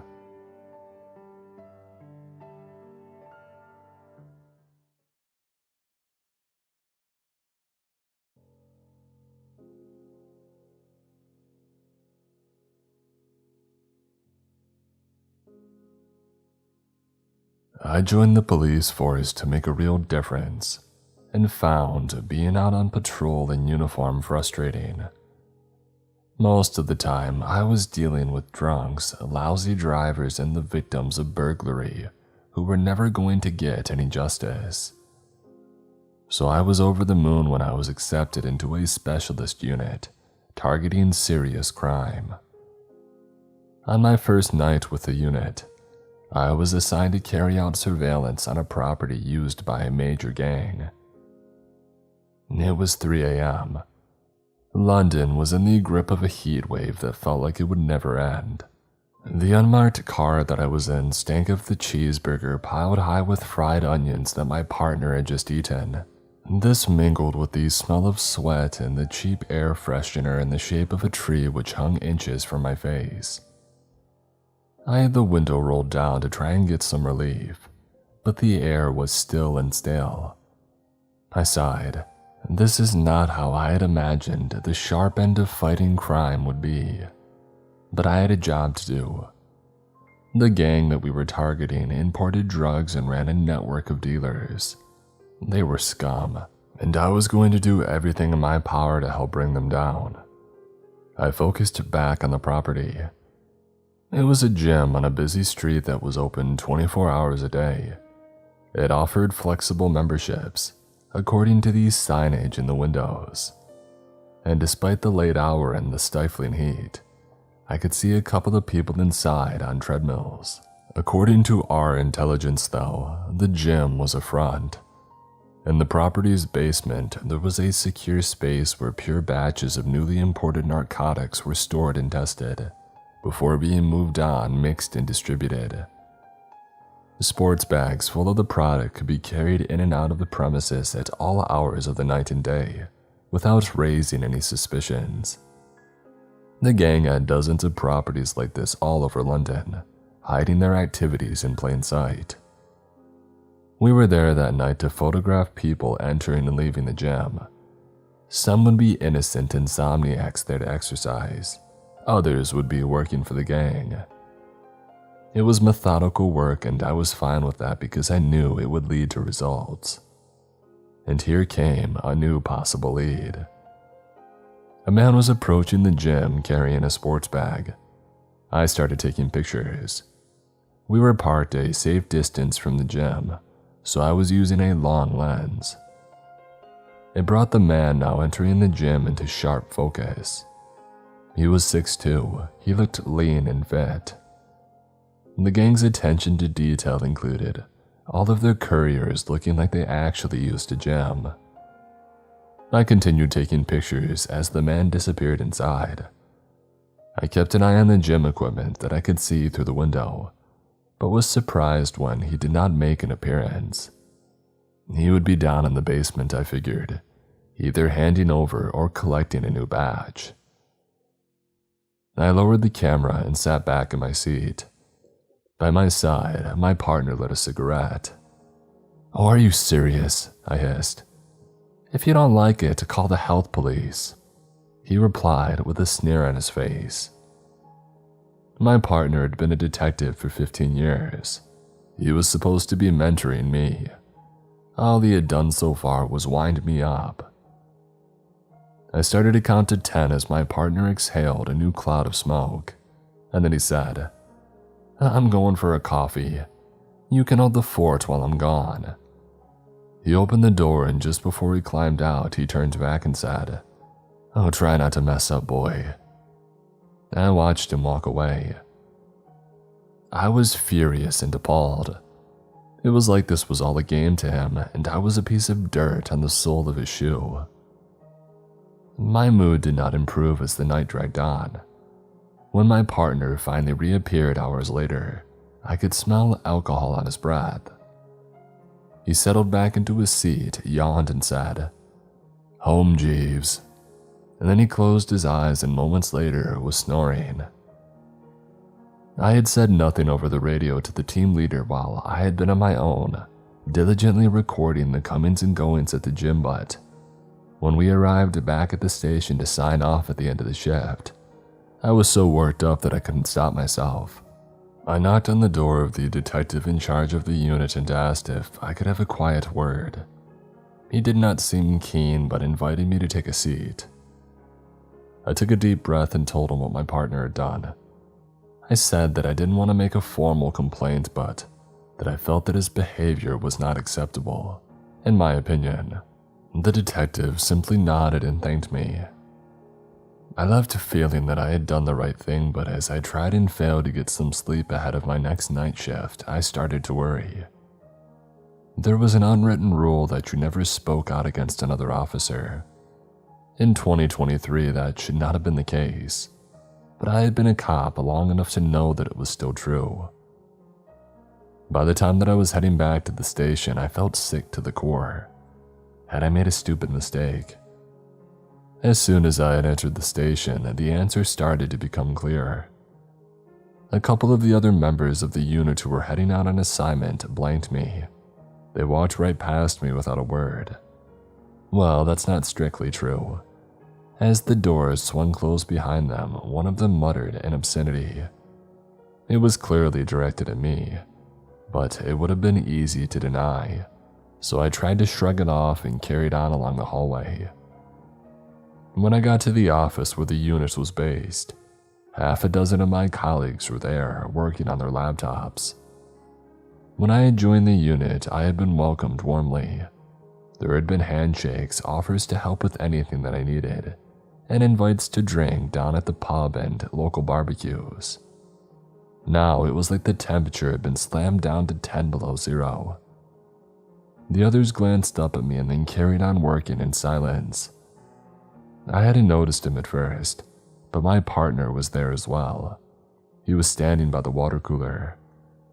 He did look me in the eye. The hatred in his gaze was clear. He walked towards me, and I tensed. I thought that he was going to strike me, but he just kept going. I took a couple of long breaths, nice and slow, trying to keep calm, and then I logged on to check my messages before I went to sign out the car for that night's surveillance. Only the first email that I saw was from the detective in charge of the unit, telling me that I was on desk duty. In a way, I was relieved that I wouldn't have to spend what would have been an agonizing night with my partner. But as I opened up the database that I had been ordered to update, I felt a strange mix of anger and despair at my situation, and things went steadily downhill after this. Night after night and week after week, I was kept chained to a desk doing drudge work. No one spoke to me. I was repeatedly criticized for the most petty things imaginable. I was also blamed for mistakes that other people had made. Away from work, I found it hard to sleep and I was on edge all the time. I knew the way that I was being treated was completely wrong and I could have gone to a union rep or made a direct complaint, but I didn't. Some people might say that I was weak, that I should have stood up for myself. But being bullied is an insidious process. It chips away at your self-belief bit by bit, reducing a person to something that even they hate. Eventually, I tried transferring, but my applications were all turned down. I soon realized word of my actions had reached beyond the unit. In desperation, I decided that I had two choices: leave the police force or transfer away from London. I made my choice, and a month or so later, in the gray light of a winter morning, I packed my belongings in my car and set off for the north of England. My new posting was in a coastal town. I would be back in uniform, back out on patrol. This felt like a backward step, but as the miles passed on the motorway, I told myself that I needed to be positive. I was still a police officer, and this was the chance at a new start. One that I needed to grasp with both hands and make a success of. I stopped a couple of times along the way to fuel up the car and myself.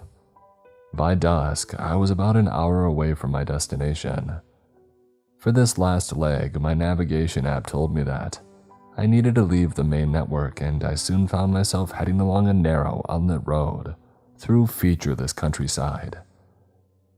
There were no signs that I could see in the encroaching gloom, but that wasn't a problem, until the bars of my mobile phone flickered and then flattened out. Great, I thought. No signal. I slowed down. The road felt like it was one blind bend after another at this stage, and I was nervous of a car traveling in the opposite direction. I had seen the results of enough road accidents in my police career to know how a few seconds of carelessness can change a life forever. Thankfully, there seemed to be no other traffic on the road, and apart from a few turnings which clearly led to country lanes, the road kept straight on. There was nowhere else to go but the coastal town where my future lay. When my headlights finally picked out a rust-speckled road sign saying the town was 1 mile away, I felt a wave of relief. I was tired after all day on the road and looking forward to putting my feet up and maybe having a beer.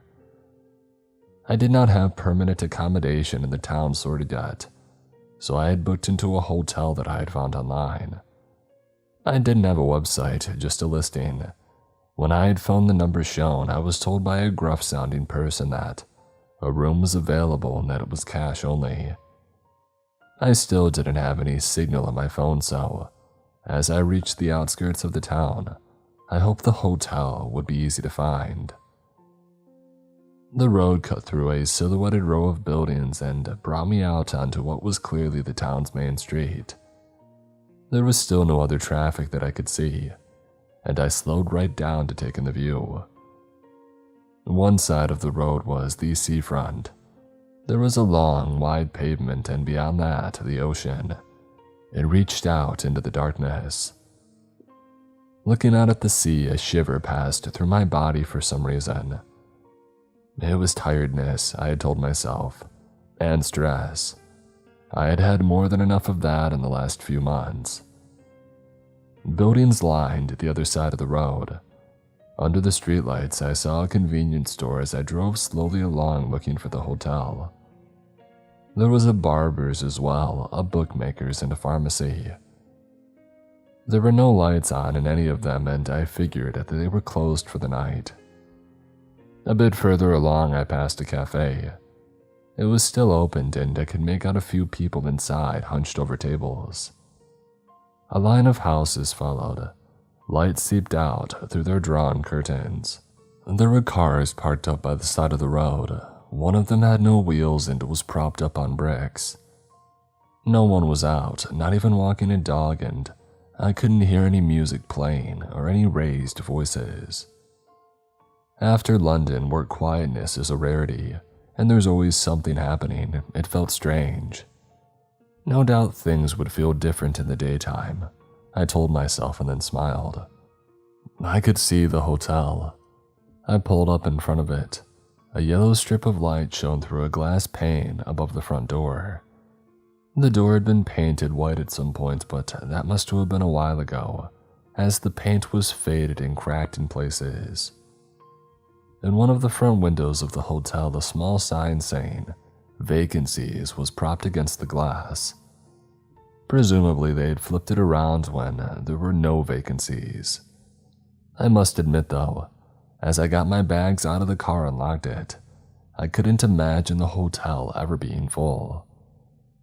It looked tired and shabby and unwanted.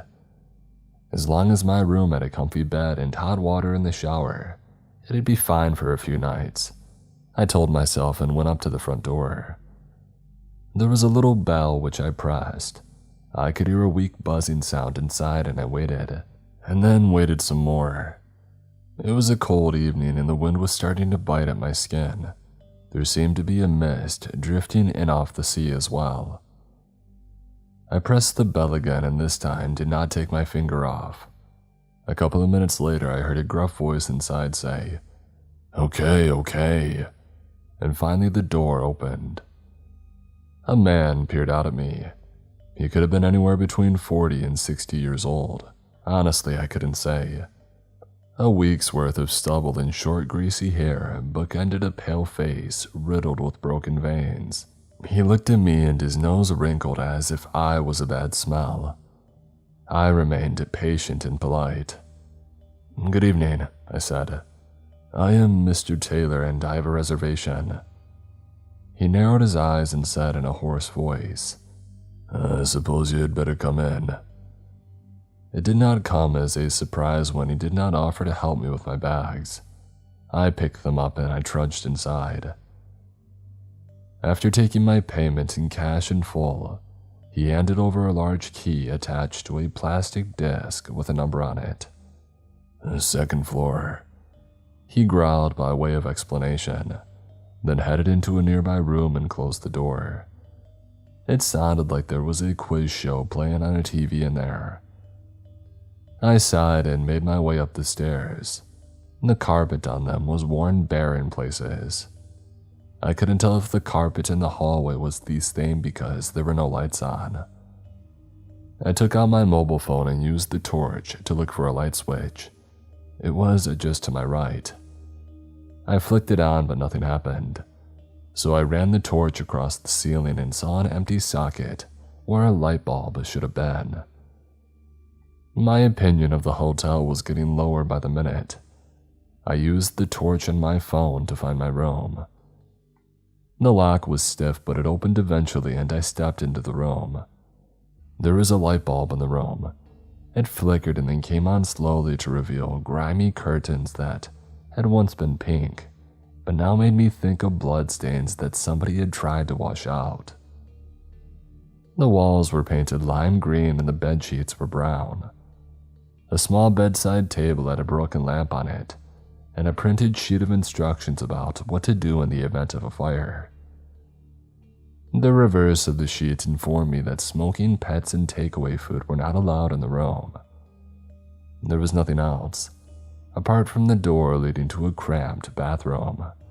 I checked it out. There were cracks in the sink and a shower cubicle with no curtain. The toilet should have been taped off as a crime scene. There was also the most disgusting smell that seemed to be coming from the sink and the shower as much as the toilet. Getting the drains fixed was one of the many things this place needed to get sorted, I thought, and then went back into the main room, sat in the bed and vowed that first thing in the morning, I would find somewhere else to stay. I was so unhappy that I didn't even bother undressing. I just laid down on top of my bed sheets and closed my eyes. I got no sleep. This was mainly because the window in the room did not close properly and rattled constantly in the wind. There were also the disturbing sounds of scratching that I heard every now and then. It started to get light at about 8 a.m. I yawned, stretched, and rolled over and found myself face to face with a mouse. It was standing on the pillow looking at me. Its nose twitched and then it scampered off. I groaned and went for a shower. The water came out in bursts of freezing cold and boiling hot, and I felt worse after the shower than I had before. Feeling about 10 years older than when I had entered the room, I left. I had all my bags with me. There was no way that I was ever returning. I trudged down the stairs and I couldn't see anybody else around. The smell of fried food filled the hallway. It was like the air was thick with grease. A radio was playing in one of the rooms. I put the oversized key on a table by the front door and left with a sigh of relief. Outside it felt even colder than the night before. Litter rolled down the street and carried by the wind. I unlocked the car, threw my things in, and got behind the wheel. I had a bar's worth of signal on my phone and managed to bring up a map of the town. The police station was 10 minutes down the road. The first thing that I was going to do was make a hot drink, with 2 sugars. Everything else would have to wait. I looked in my back mirror, signaled, even though there was still no other traffic on the road, and then set off. The sky was gray and the sea was grayer still. I could see for miles out over it. It looked bleak and icy cold, and once again a shiver had passed through me. Thankfully, I could feel the first tendrils of heat reaching up from the car's heater. Feeling better for that, I drove on. As I neared where the map had said the police station was, I saw an old pier reaching out over the sea. It looked like it was on the verge of collapse. As such, it did not look out of place here. A minute or so later, I spotted the police station and parked up outside of it. The station was a one-story concrete building. The swirls of spray paint were still visible on the walls where graffiti had been almost but not quite been cleaned off. It had metal grills over the window and a sturdy-looking door. A laminated sign with "Police" in black letters ran across the top of the door. There was an intercom to one side of the door. I pressed it, cleared my throat, and said, "Hello, it's John Taylor. I'm the new officer." Hoping that they were expecting me, I stood back, and sure enough, the door buzzed. I pushed it open and went in. I found myself in a small reception area.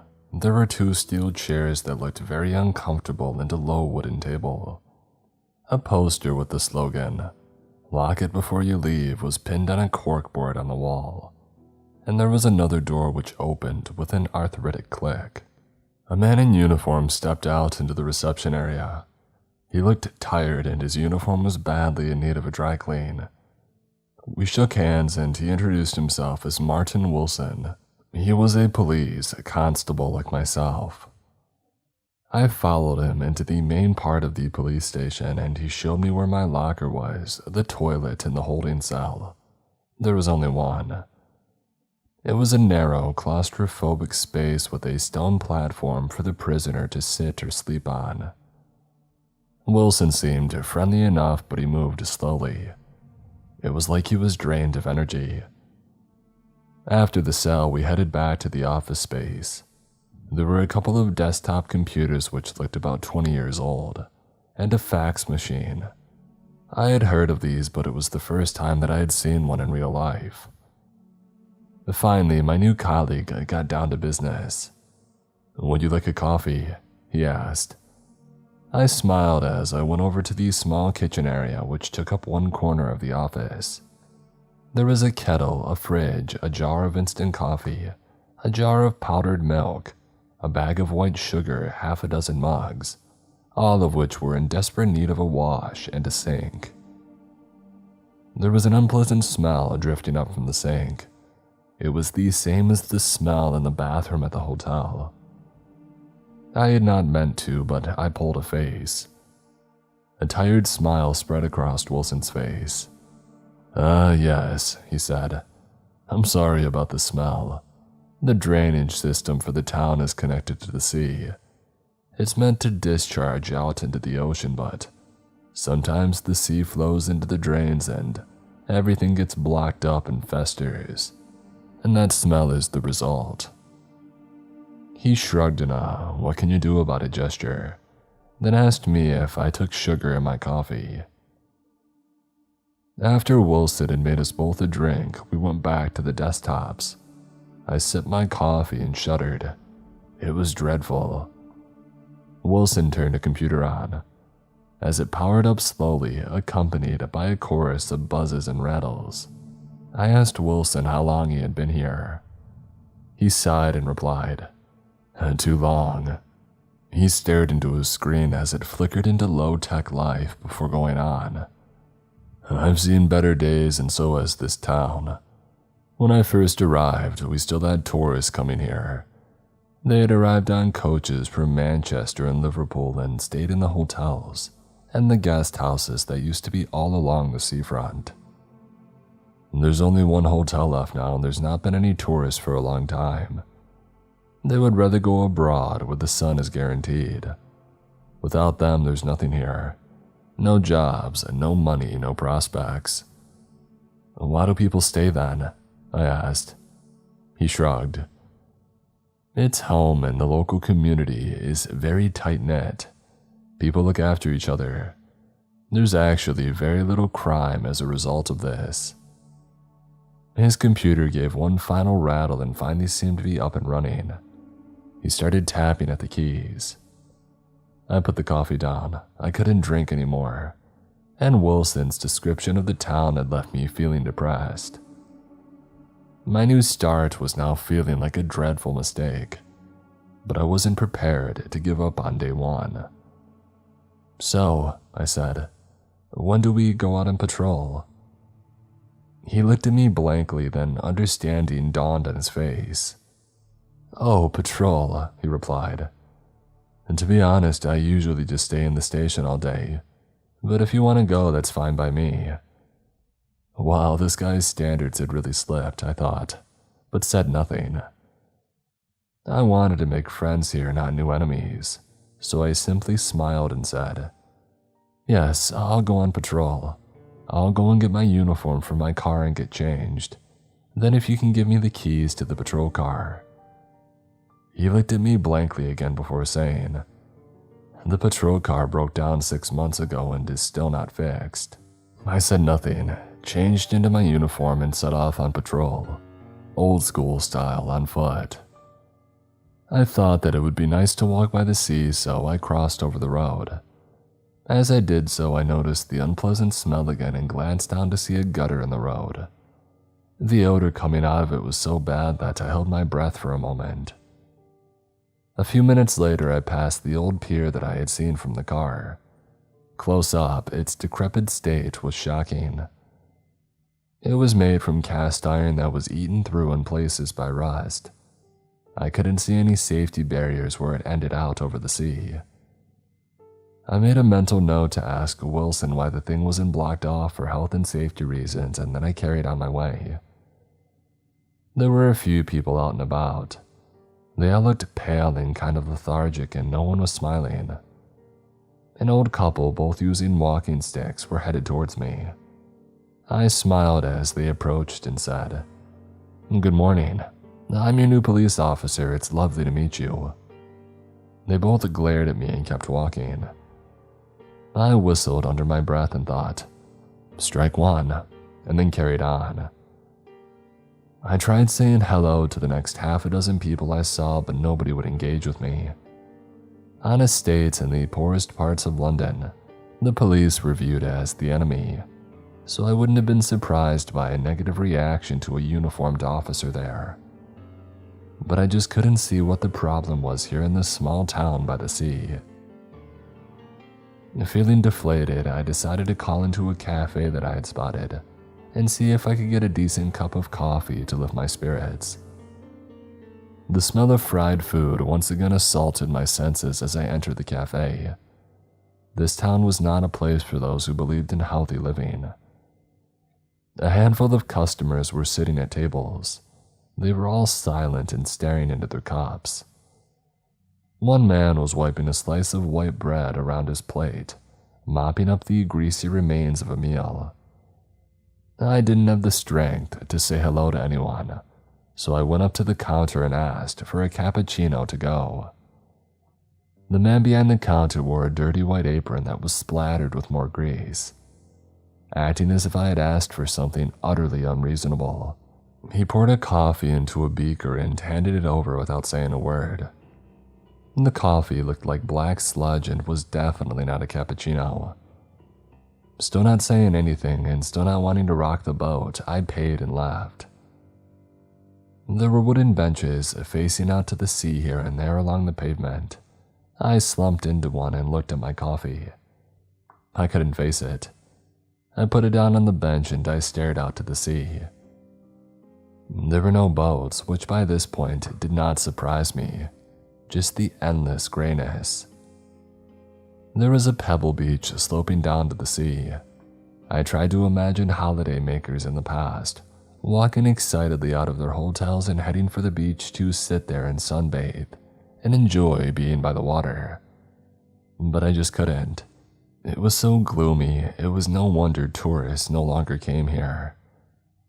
I shook my head, got to my feet, and continued on my patrol.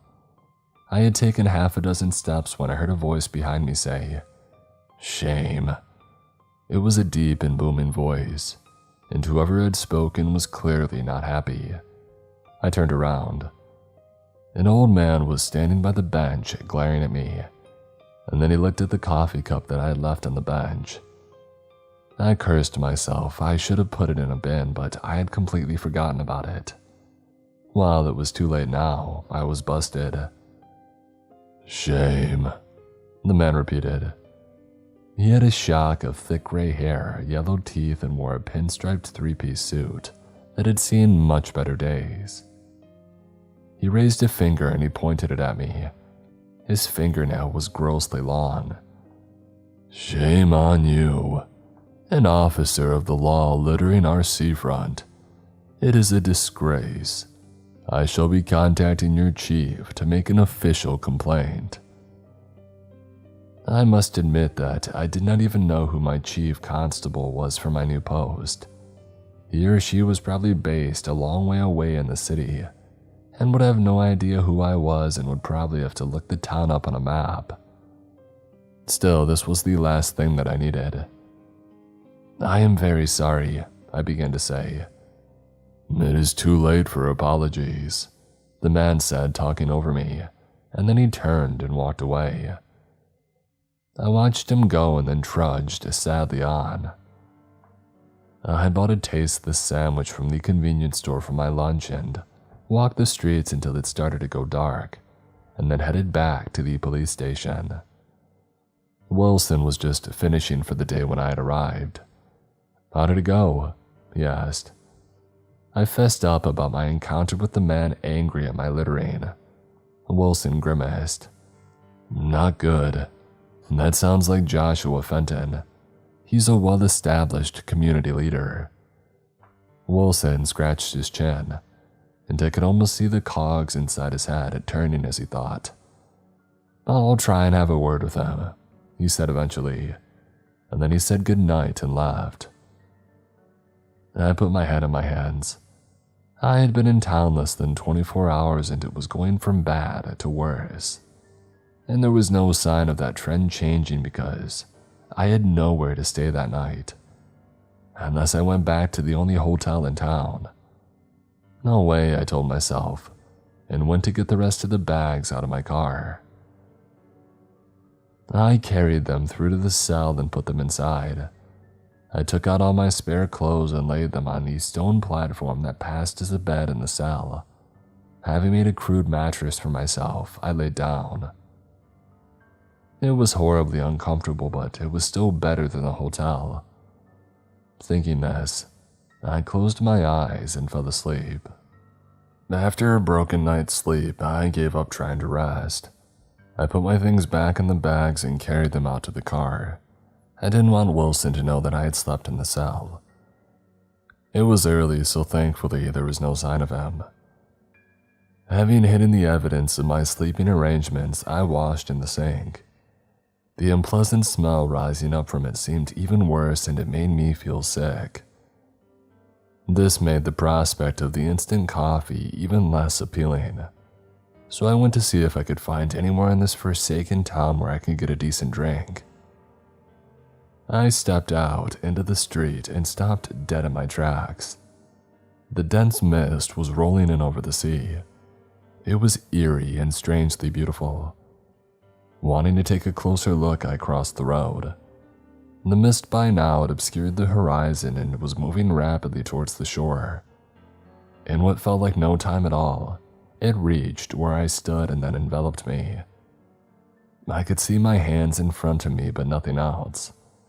The mist was cold against my skin and had a smell that reminded me of the odor that rose from the sinks in the gutter. It was horrible, and I was deciding if I should try and find my way back to the station when I heard a strange sound in the distance. It seemed to have come from the direction of the sea. It could have been the wind, I thought, or a seagull. I had no idea. I listened, and there it was again. It was a high, keening sound, almost like I tensed, listened harder. Yeah, it sounded like somebody crying out, somebody who surely needed help.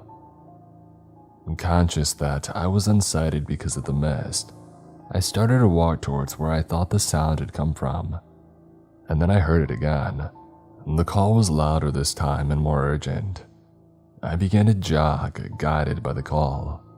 My heart was beating fast and I could feel the rush of adrenaline. I shouted out, "Police, who is it? What's wrong?" There was no reply apart from a new, desperate call. I sprinted towards it, racing blindly through the mist which was beginning to clear. Suddenly I could see the ground. It was iron, corroded with rust. Something was very wrong, and I knew it. I stopped in my tracks. The mist was continuing to clear. As quickly as it had descended, it had lifted and I could see exactly where I was. I was standing at the ragged edge of the pier.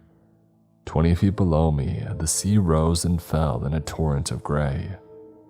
Fear slammed through me. If I had taken another couple of steps, I would have fallen from the pier into that maelstrom.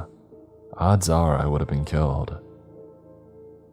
Gingerly, I took a backward step and then another, inching away from the precipice.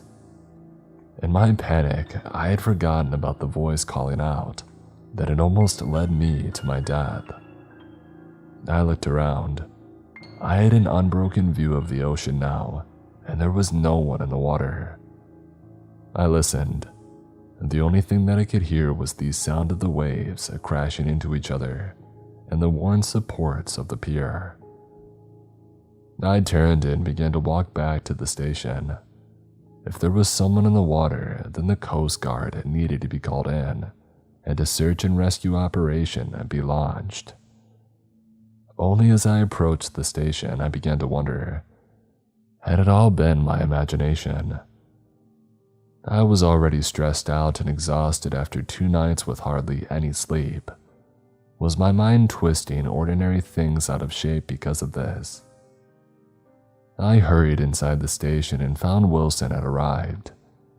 Trying to remain professional, I told him what had happened, though I left out the part about me almost toppling into the sea.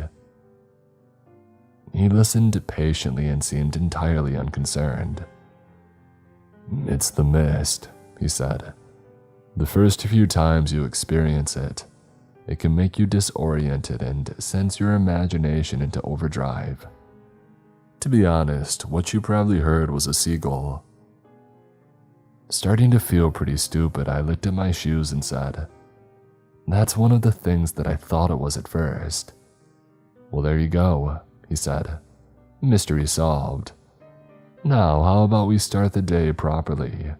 He took a flask out of a plastic shopping bag that he had with him and added, "I made this at home. It's proper coffee." He unscrewed the lid of the flask and the most wonderful smell of rich, filtered coffee drifted out. It was such a simple thing and it made me happier than I had been in what felt like a very long time. To make things even better, Wilson also produced a large blueberry muffin from the shopping bag. Reinvigorated by the coffee and muffin, I set off on patrol, leaving Wilson to put his feet up. I was still not impressed with his approach to being a police officer, but I did not mind so much because of his thoughtful gesture. My second day on patrol was much like my first. I was not a welcome presence in the town. But give it time, I thought. The townsfolk would get used to seeing me out on the beat and slowly they would come around. Well, that was my plan anyway as I walked up and down the main street, punctuated by a stop-off in the cafe, where I loaded up on some carbs. As dusk started to fall, I headed back to the station. Wilson was just leaving as I had arrived. He looked as though that he had something on his mind, as if he had something he wanted to say. I did not push him, and after an uncomfortable gap, he finally looked at me and said, "I appreciate what you're trying to do. I wish I could do the same, but it's just, I think you're strong inside and I'm not." I tried to think of something to say in reply, but Wilson was already walking away. "We can talk more tomorrow," I thought as I watched him head down the street. The first flecks of a new sea mist were drifting in, and soon I had lost sight of him as the mist once more obscured everything. I sighed and went into the station to prepare for another night in the cell. It was still mighty uncomfortable, but I had managed a good couple of hours of sleep. And in the morning, after I had washed, I promised myself that arranging proper accommodation would be one of my priorities for the day. I turned one of the ancient PCs on and started searching online while I waited for Wilson to arrive. By 9:30, when there was still no sign of him, I started to get concerned. I found his home details on the system and tried calling him, but his landline and mobile rang out. I decided the best thing to do was head out on patrol as normal and make a detour to his house to check if he was okay. I was not far from the station when I saw the distinctive figure of Joshua Fenton heading my way. I had already figured out that he was one of those people who always had a grievance just simmering under the surface, and sure enough, he walked right to me and pretty much shouted in my face. "The police are worthless. They do nothing to keep us safe. You strut around the town as if you own it, and the other one, Wilson, he's the worst. He's a drunk, did you know that? Did you?" I felt his spittle against my skin as his tirade flared. Thankfully, he seemed to be done. He gave me one last filthy look and stomped off. Much as I had hated to believe anything this man said, it struck me that it was possible Wilson was absent from work because he was sleeping off a hangover. And strictly speaking, I should report his absence to our superiors. But I wasn't going to go down the path of speaking out against a colleague again. I took a deep breath and carried on my way. I didn't make it far before another of the sea mists began to descend. I was close to one of the benches, so I decided to put my feet up until it passed. I sat down and looked out at the approaching wall of mist, and was alarmed when I noticed there was a woman standing in the water. She wasn't far out. The sea only lapped at her ankles, but I did not think it was safe for her to be there. I shouted out to her and waved my arms. All she did was wave back. I cursed under my breath and hurried out onto the pebble beach and towards her. "You need to come out of the sea," I said as I reached the water's edge. The mist was closing in rapidly on both of us. I could still see her clearly enough for the moment, though. She looked about my age and had long and dark hair. In different circumstances, my first thought might have been how beautiful she was, but I found her behavior too concerning. Trying to ignore the freezing cold water lapping around my legs, I finally made it to her. We were close enough to touch, and close enough to see each other despite the mist. She smiled and said, "You're a policeman as well." Her voice was soft, almost musical in its tone. "I am," I replied, not sure what she meant, but this wasn't the time to be worrying about it. "And I would like you to come back with me to the shore where it's safe," I added. She laughed and put her hand on my shoulder and said, "No, I want to go further out. Come with me into the depths, my love." There was an edge to her smile now, a darkness in her eyes that I did not like. I moved away from her. "To the sea," she said. "To the sea." Her voice sounded different. It was harsh and her words felt like they were rushing towards me like a wave. I took a step away from her and said, "I am not going any further out into the sea with you." Her mouth twisted into a sneer and her lips had parted. She bared her teeth and hissed, "You are mine, mortal." And then she changed. The skin and flesh on her face seemed to drift away, revealing the skull beneath, and her hair came alive. It rose and twirled into grotesque, filthy tendrils, which whipped out at my face. She was hideous, a creature from a nightmare made real. I staggered backwards and almost fell into the sea, but I managed to keep my feet and stumbled away. The thing in the sea called out as I fled. An inhuman sound which, even in my panic, I realized that I had heard before. It was the sound which had called out to me and led me to the pier in my brush with death. Running blind, I made it back to shore. I stood there with my hands on my knees, gasping for breath, and the mist began to clear. I was safe, and I could see people emerging from their houses. Their faces were pale and drawn. They looked shocked and afraid, but they were coming to my aid. My relief was tempered, though, when I saw Joshua Fenton was walking at the head of the approaching crowd. His eyes blazed with fury, and as he came closer to me, he raised his hand and pointed an accusing finger. "You," he screamed. "You should have gone with her. The sirens take those they choose and leave the rest of us in peace. Now we must make an offering to the sea and beg their forgiveness." I was dumbstruck by his words and struggling to understand why some of the townsfolk were dragging a small boat towards me. And then others of their number grabbed a hold of me and began trying to bind my arms and legs with rope, all led by the shouted instructions of Joshua Fenton. There were other voices as well. They were out at sea. I glanced that way and saw a dark figure standing in the waves. It was the creature that I had escaped from, and it was not alone. There were more of the fiends emerging into sight. Their voices joined their dark sisters in a chorus of primal, terrifying screams, and I understood. I was to be the offering. If the townsfolk could get me into the boat and I was unable to escape, I would be taken out to sea. I would be sacrificed to the creatures that they called sirens.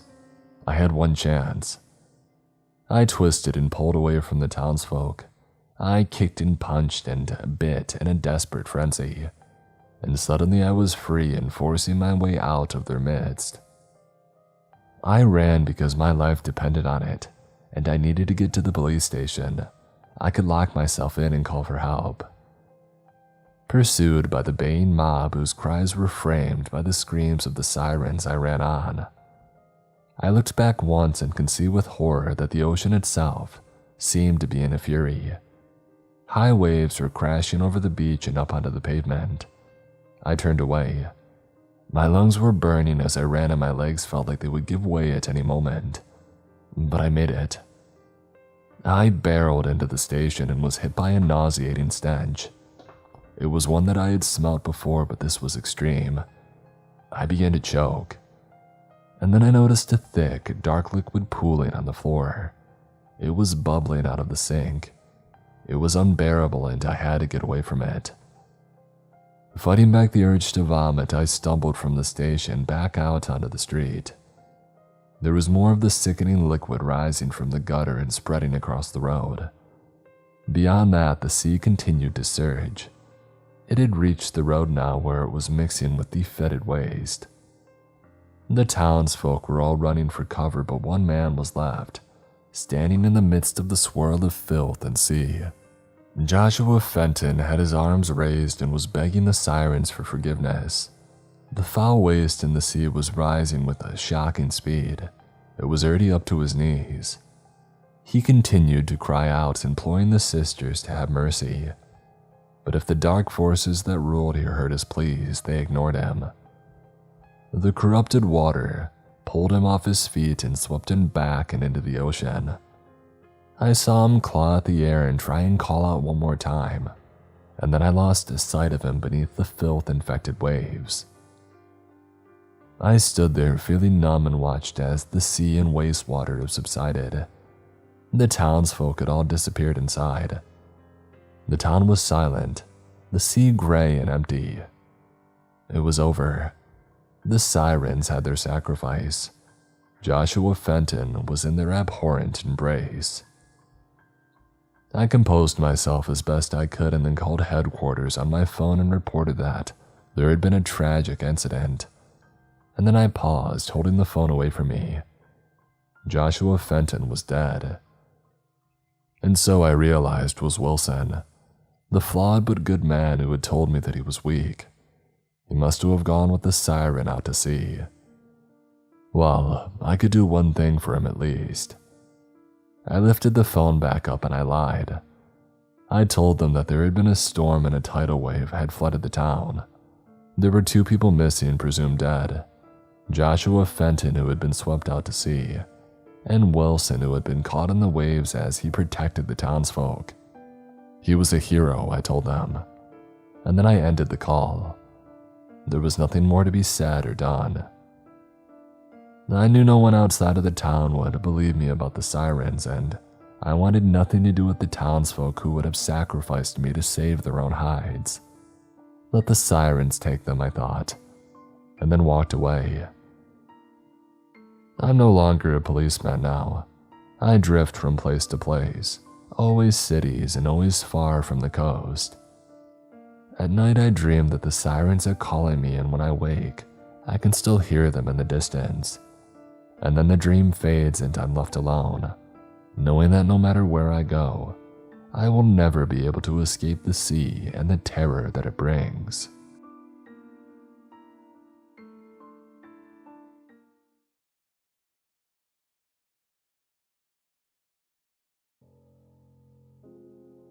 I recently transferred to a Louisiana police department. I don't wish to share the name of the city where I work in because this tale cannot get back to my boss. I'm certain she would think that I wasn't all there if she heard what I saw on the bayou while looking for a body. The new city was a bit of a culture shock, and the humid weather near did me in for the first few months. Before the bayou case had started, I met an odd person while on my lunch break that gave me hints of how strange this new city really was. There is a fish shack nearby my office. It was mostly outdoor table space to eat, but I normally would bring my lunch back to eat at my desk. I hated sitting outside in the sun trying to enjoy a meal. While I was walking past the seating area, I noticed something that made me pause. A boy, barely a teen, was sulking around the trash can. And I mean sulking. The fish shack was pretty much a fast food place, and people would toss away their trash outside at the end of the meal. The boy watched as a couple got up and tossed a styrofoam container away, with a few fries and a small piece of fried fish inside. He waited until they took a few steps away until he quickly pulled the container out. And before he could eat the scraps, I walked over to him. "Hey, don't eat that," I told him, and he was so startled that he dropped the container. I didn't mean to scare him or sound so harsh. Handing him my lunch, I bent down to pick up the garbage and I threw it away again. "Here, eat mine if you're hungry. You really shouldn't eat trash, you could get sick." He looked up looking confused if this was the first nice thing that anyone had ever done for him. I looked him over for some signs of abuse and I wondered if I could get his name and then I could look into his situation. Despite the heat, he was wearing a sweater 3 sizes too big. The deep V-neck made the shirt slip off his narrow shoulder. His hair was sandy color and messily cut at his shoulders. Freckles spotted his nose and his shoulders. He wasn't dirty and I didn't see any bruises, so that was a good sign. Necklaces of fishing line hung from his neck, and I didn't know if he had picked up some trash to wear or if this was a new fashionable trend. "Are you sure that I can have this?" he asked in a small voice, looking around as if he was committing a crime. "Of course. What's your name?" "I am Officer Anthony Turner." I flashed my badge, hoping that it made him feel safe talking with me. He slowly took out a fry and ate it, debating on if he wanted to talk. "Catfish," he said finally. The one word confused me. I did order fried catfish with a side of fries, but it took me a few seconds to clue in that he didn't mean my lunch. "Is that your legal name?" I said, and he nodded. I've heard worse names since I had arrived in the city. Maybe his father was really into fishing. Was his sibling named Crawdad or something? Smiling at my own joke, I gestured for him to sit down at the wooden table to talk with me for a while. Catfish didn't look as if he was starving, but he must have had a good reason for trying to eat from the trash. So, Catfish, what's up with trying to eat table scraps? I don't mean to pry into your private life, but seeing something like that makes me a bit worried. He listened as he slowly started to eat, and then stuffed his face full of fries to the point that he nearly choked. I gladly handed over my can of iced tea. It appeared that whoever had raised this kid had dropped the ball somewhere. I've wanted to try some food here for ages. It smells great, but I don't have any money. Oh wait, I've found a few coins here and there. They're not on me, so I don't know how much they're worth. I guess I got desperate. He explained after drinking nearly the whole can of iced tea in one gulp. Thank you for giving me this. It's a nice treat and I'll pay you back one way or another. He gave me a wide smile that looked a bit too long for his face. Normally large mouths look unsettling, but his made him similar to a happy frog. Catfish was a good kid at least. It made me worried that someone may take advantage of him, and was glad that I was the one who had spotted him first. I gave him a wave at the offer to pay me back for lunch. It's fine. I don't mind buying you a meal. But can I ask if you're doing alright? Are you eating enough at home? And it's a Tuesday, isn't it? Shouldn't you be in school? I sounded like a worried parent. These questions would be enough to scare anyone off, but he listened while eating a bit more carefully this time. The first bite of the fried catfish made him so happy that he tapped his feet on the ground, causing his flip-flops to make a slapping sound for a few seconds. After he could focus, he went into answering my questions. I'm eating just fine. I can catch enough in the bayou to stay well fed for most days. I was taking care of someone who couldn't be alone, so I couldn't go to school. I don't have plans on moving, so I don't really need schooling. The bayou provides me with everything that I need, aside from the rare treat like this meal. He was smiling again, but I crossed my arms thinking it over. He appeared happy and I should drop the whole thing. I felt as if he was a bit too young to be on his own. I've heard about people living in the bayou before, but I always assumed they were the old hermit type. As long as he was healthy, it was none of my business, no matter how I felt about it. Do you have a cell phone or a computer at home? I asked as he shook his head. Well, how about you meet me here every Tuesday and I'll buy you lunch? His face lit up. Quickly, he forced on his excitement, shaking his head, feeling guilty at accepting such an offer. It is a kind offer, but it's hard for me to accept something for free, he admitted. You can catch things in the bayou, right? My partner makes killer crawdads, but never have time to catch fresh ones. How about you bring a few over and we can do a trade? I wasn't even finished speaking when a hand shot out for us to seal the deal. I let out a laugh and I shook his small hand. Catfish now didn't hide how happy he was to try different things on the menu without needing to dig around in the trash can.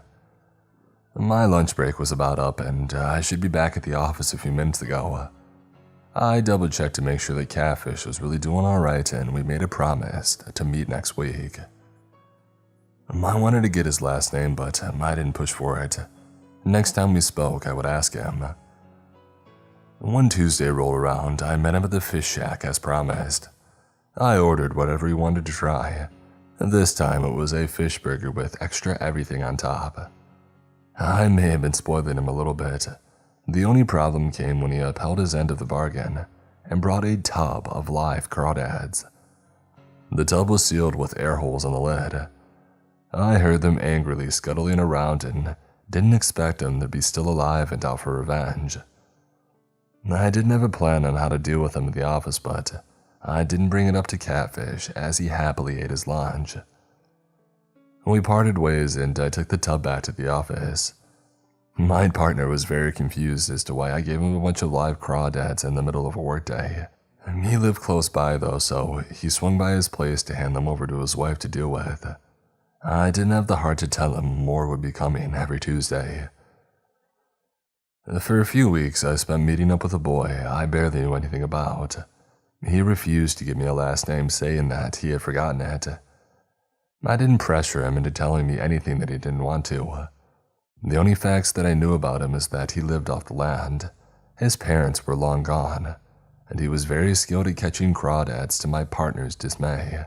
Our Tuesdays would have continued on like that if a big case didn't break. A girl went missing, and that her body was found in the bayou 2 days later. And then another poor girl, and then another, but her body wasn't recovered. And because of the case, I became too busy to meet Catfish at lunch. He fully understood and told me that he was rooting for me to find the killer. I wasn't a detective and only had a very small part of the case, but still wanted to do my best to help. I only chased down leads that the detectives didn't have time for, or took over different office tasks to free up other manpower. The constant overtime lasted for 3 months until a huge break had happened. A suspect was identified. From what I heard, he tried taking a girl on her way home from school. What he didn't know was that the girl had taken mixed martial arts since she was a child. A high school student took him by surprise and kicked the crap out of him. No other way to put it. But sadly, he got back into his car and drove off, but left behind enough blood to get a name from previous assault charges. This man was careful enough not to leave any DNA behind on the bodies and messed up by picking the wrong victim. We didn't know for certain that it was the same guy, but we felt the odds were pretty good as it was. Unfortunately, the suspect was not at home when a few officers did a house call. A boat was registered in his name, his car parked at the docks with fresh blood left behind, but his boat nowhere to be seen. From witness statements, he had gone into the bayou and yet to come back to the dock. So, we had an idea of who had killed those girls and when in the bayou. Only 2 bodies were recovered and each were found in popular catfishing areas. We had a murderer and 1 more body to find. I volunteered to be a part of the search party even though I had never been in the bayou before and never been a part of a search party either. I was paired up with someone who did have experience in both. The department only cared about having manpower out looking and didn't care if I didn't know what I was doing.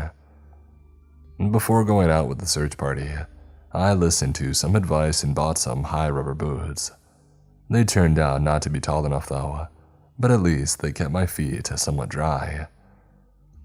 Going out into the swamp, chasing down a killer was nerve-wracking. I listened to the briefing very carefully. Everyone was paired off and we double-checked our equipment. My new partner was impressed that I had brought along spare batteries for the radio, but shook his head when I had forgotten the bug spray. We shared some after introducing ourselves to each other though. "I'm Trevor Kelsey, just stay close and watch out for gators," he said, and he wasn't joking about the gators. I was extra nervous from those words. I took my time shaking his hand, putting off going into the swamp. I finally released Kelsey's hand so I could follow him to the boat that would take us to our search area. And the bug spray didn't do too much. My arms itched and my clothing was damp from the humidity. And the search was already miserable and we had barely gotten started. Keeping all of my complaints silent, we walked along in the swamp, my feet sinking in every step. Our team was looking for the last missing girl. It'd be nice if we could find and catch the culprit, but everybody thought that he was long gone, or hiding somewhere nicer than the swamp. Since the other bodies were found in fishing areas, the rest needed to be checked over. Some places could only be reached by boat, but sometimes you could walk part of the way depending on the water level. I scratched my arms, convinced the bugs were biting away at me. Sweat dripped from my nose as Kelsey kept his pace low, so his novice partner could keep up. "Hey, sorry I'm slow." I apologized after we needed to stop because my foot was stuck. It took me a minute to get it free and to carry on. Kelsey shook his head, not looking upset for having me along. "Hey, everybody has a first time doing something. We had odd numbers, so unless you came along, I would either be alone or I would sit this one out. At least you're willing to slog through all this. I've been with guys who have had 10 years of searching the bayou under their belt and they cry about every trip." I let out a short laugh, feeling better that I wasn't the worst partner that he had been stuck with. As we walked, I kept my eyes and ears focused, trying to see any sign of human life. The bayou was almost like an alien planet for someone like myself. The air was heavier than I had ever felt before. Chirping sounds off in the distance rattled my nerves, and every ripple of the water made me tense up, expecting a gator to come at us any second. I didn't understand how anyone could live here. Did catfish really stay in the bayou, or was this place a small shack just on the edge of it? I mean, the place was beautiful, and yet it felt dangerous too. Kelsey noticed how nervous I was and started up a conversation. "I'm scared something's gonna jump out and get ya," he asked in a joking tone. "Well, actually, yes," I admitted with no shame. He laughed at me, shaking his head. "If a small kid like my lunch friend could live out here, it couldn't be all that dangerous, right?" I really wanted that to be the case, as my foot yet again got caught. I heard a sound off in the distance before Kelsey started speaking. My head had turned away from him, and I half listened, trying to find the source of the other noise. Don't worry about it. The key thing is to stay. I was looking off into the swamp through the mossy trees when Kelsey suddenly stopped talking. When I turned to ask him what was wrong, I felt my heart nearly stop. The man that was only a few steps away a second ago was gone. Not even any ripples on the water remained. But that didn't make any sense. He was right in front and didn't have any time to walk away. There weren't even any trees wide enough to hide behind. Wanting to believe this was a prank on the new guy, I stayed in the same spot, scanning the trees. "Kelsey, this isn't funny. Can you come out so we can do our job?" I shouted off into the bayou, trying to keep my voice even. Only the sounds of the swamp answered back. I felt sweat clinging to my back, but this time not from the heat. I called his name out again, trying not to freak out. A mixture of fear and a simmering rage spilled into my stomach. Grabbing my radio, I started to call on the fact that I had lost my partner. Kelsey may get an earful about this dumb prank, but he deserved it. The radio crackled and then it died. Frantically replacing the batteries gave the same result. Pulling out my phone, I felt my hand start to tremble when it didn't even turn on. I charged it right before we had left. It should be at 90% at least, and yet it was dead. Suddenly, I felt like the final person in a horror movie. Shaking my head and in an attempt to collect myself, I thought of what to do next. A blur of motion in the distance caught my eye. Something dark moved between some trees and it looked human. "Hey, Kelsey," I called out, full well knowing that it couldn't be him. It was a bad idea, but I started after the figure that was now hidden behind the twisted trees. I only got a few steps when I heard a splash behind it and I turned to see another figure dart behind a different tree. I had almost missed it. This wasn't good. Whoever was messing with me, there was more than one of them. My hand went to my holster at my side. I've drawn my weapon a handful of times and only shot at a person once before. Whatever was happening, I didn't like it in the slightest. "I'm with the police. We're on official business here looking for a body, so please do not get in the way of an investigation," I called out, unsure of what else to say. A chattering sound came. It sounded almost like laughter. I was not going to take the friendly approach any longer. Weapon drawn, I scanned the trees looking for more of those dark figures as that horrible sound echoed around. Air caught on my lungs when the sound stopped and I saw the cause. A massive shadow started to swim through the water in my direction. I scrambled, trying to find solid ground, which was rare in that swamp. The water was only about ankle deep in spots. Something large enough to cast such a shadow, it should be too big to swim in such shallow water. Taking my eyes off the dark shape, I looked up trying to see if what I was seeing was a shadow of a plane or a really weird cloud. Nothing but the treetops and the clear blue sky. A splashing sound jerked my attention back down, convinced that an alligator finally decided that I was a tasty snack. A weapon raised, I almost fired. What I saw, it made me lower my handgun, and all the tension had faded from my shoulders. I was surprised, but I didn't think of him as a threat. "Catfish, what the heck are you doing here?" I demanded in a stressed voice. The boy that I had become friends with was coming out of the swamp, water dripping from his loose clothing. How did he sneak up on me, and why did it look like he was coming out of a much deeper part of the water when it was so shallow? "You really shouldn't be on this side. What are you doing here?" he said, tossing my question back at me. "My job. I know you live in the bayou, but never mind. Have you seen my partner? He was just here." Looking around, I almost expected to see Kelsey again, or at least those figures off in the distance. I was so strung out that I didn't even register what Catfish first said. He was twisting the edge of his sweater, trying to get some of it dry. A friendly face was nice, even if I didn't know what was going on. "No, I haven't seen any human besides yourself lately. I heard your voice and came over, really not expecting to see you here. I guess you're after the other man that came through a little while ago, who dropped the dead girl off. Not sure where the girl is, though." Staring at the boy, my mouth nearly dropped open. Catfish might know where the suspect was. He was a dangerous man and really hoped he didn't see the boy and was coming after the only witness. And what did he mean by the only human? My new kids his age could be a bit weird, thinking that they were vampires and such, but Catfish didn't seem like the type. Some weird stuff has been going on, please don't add to it. Did the other man see you? Do you think that we're safe?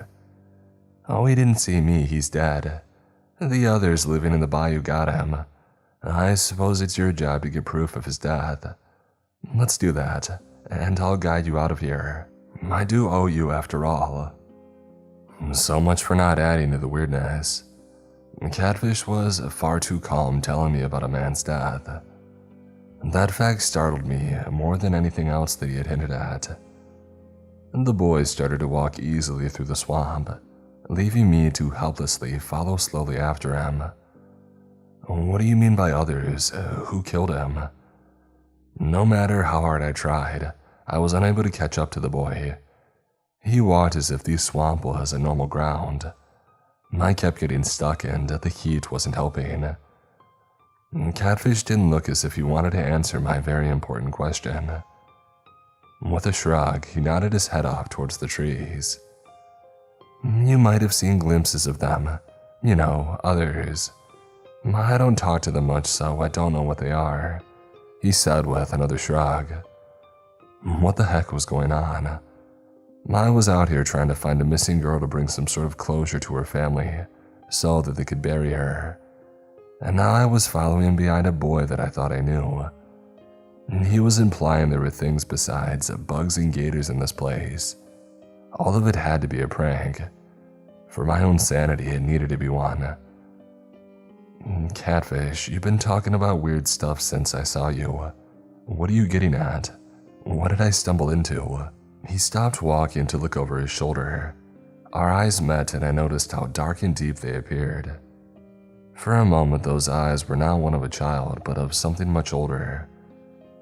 When he turned, a smile was on his face and the expression that made him look like a happy little frog made me relax. Whatever was going on, someone was on my side. Let's just get proof of that man's body for now. After you're in a safe spot, I'll explain things a little more. That was acceptable. If he did start explaining what was going on, I doubted that I would understand it or even want to hear it. That moment, I just wanted to focus on doing my job. The weird stuff could wait. At least I wanted the weird stuff to wait. As I struggled through the water and over a spongy ground, the sky started to grow darker, and that made us both nervous. It should still be only noon and there was no rain in the forecast. The bayou was bad enough. Walking through it in the rain would be a nightmare. It felt like an hour of trudging along and sweating until Catfish had finally stopped. He pointed a few feet in front to a bundle of clothing. At first, I didn't notice those rags still had a human inside. The smell was awful. Pulling my shirt over my nose, I walked towards it, Catfish staying behind. He shouldn't see a terrible sight like this. Normally, insects would make a meal out of a body out in the open like this, but none touched it. The body was face down, meaning that I needed to flip it over to try and confirm the man's identity. I didn't want to contaminate the scene any more than I already did. Pulling out my phone, I checked up, begging it to turn on, so I could take photos and document the position of the body. A miracle happened and it flickered to life. Wasting no time, I tried calling my boss, and then 911, but nothing went through. At least I could take the photos that I wanted. When I thought that I got enough photos, I finally forced myself to grab a stick to roll the body over. My stomach tightened and I nearly lost my light lunch as the body bobbed in the shallow water. He wasn't dead for very long, I could tell that much. Right away I knew this was our suspect, but I wasn't able to snap a photo of his face right off the bat. I lost my lunch when my eyes landed on his torn open and empty torso. A wild animal had gotten to him first, the water washing away most of the blood leaving the body. In training, I had seen things like it, but never was he one to be the first to discover one. As I was recovering, a sound came from my hip that nearly made me jump out of my skin. My radio crackled to life. It was only static, but it gave some hope of getting someone over here to help. Because I was so focused on the radio, I wasn't paying any attention to Catfish suddenly moving closer. "Come in, this is..." Only a few words left my lips as the soggy ground from under my feet was gone. My body sank like a brick in deep murky water, the foul-tasting water entering my mouth before I could hold my breath. Sinking down, the water became colder and I nearly screamed when something touched my ankle. It was a hand, and at first, I assumed it was someone trying to help. Until more hands came clawing through the cold darkness, grabbing any part that they could. I wanted to scream, and if I did, I would die.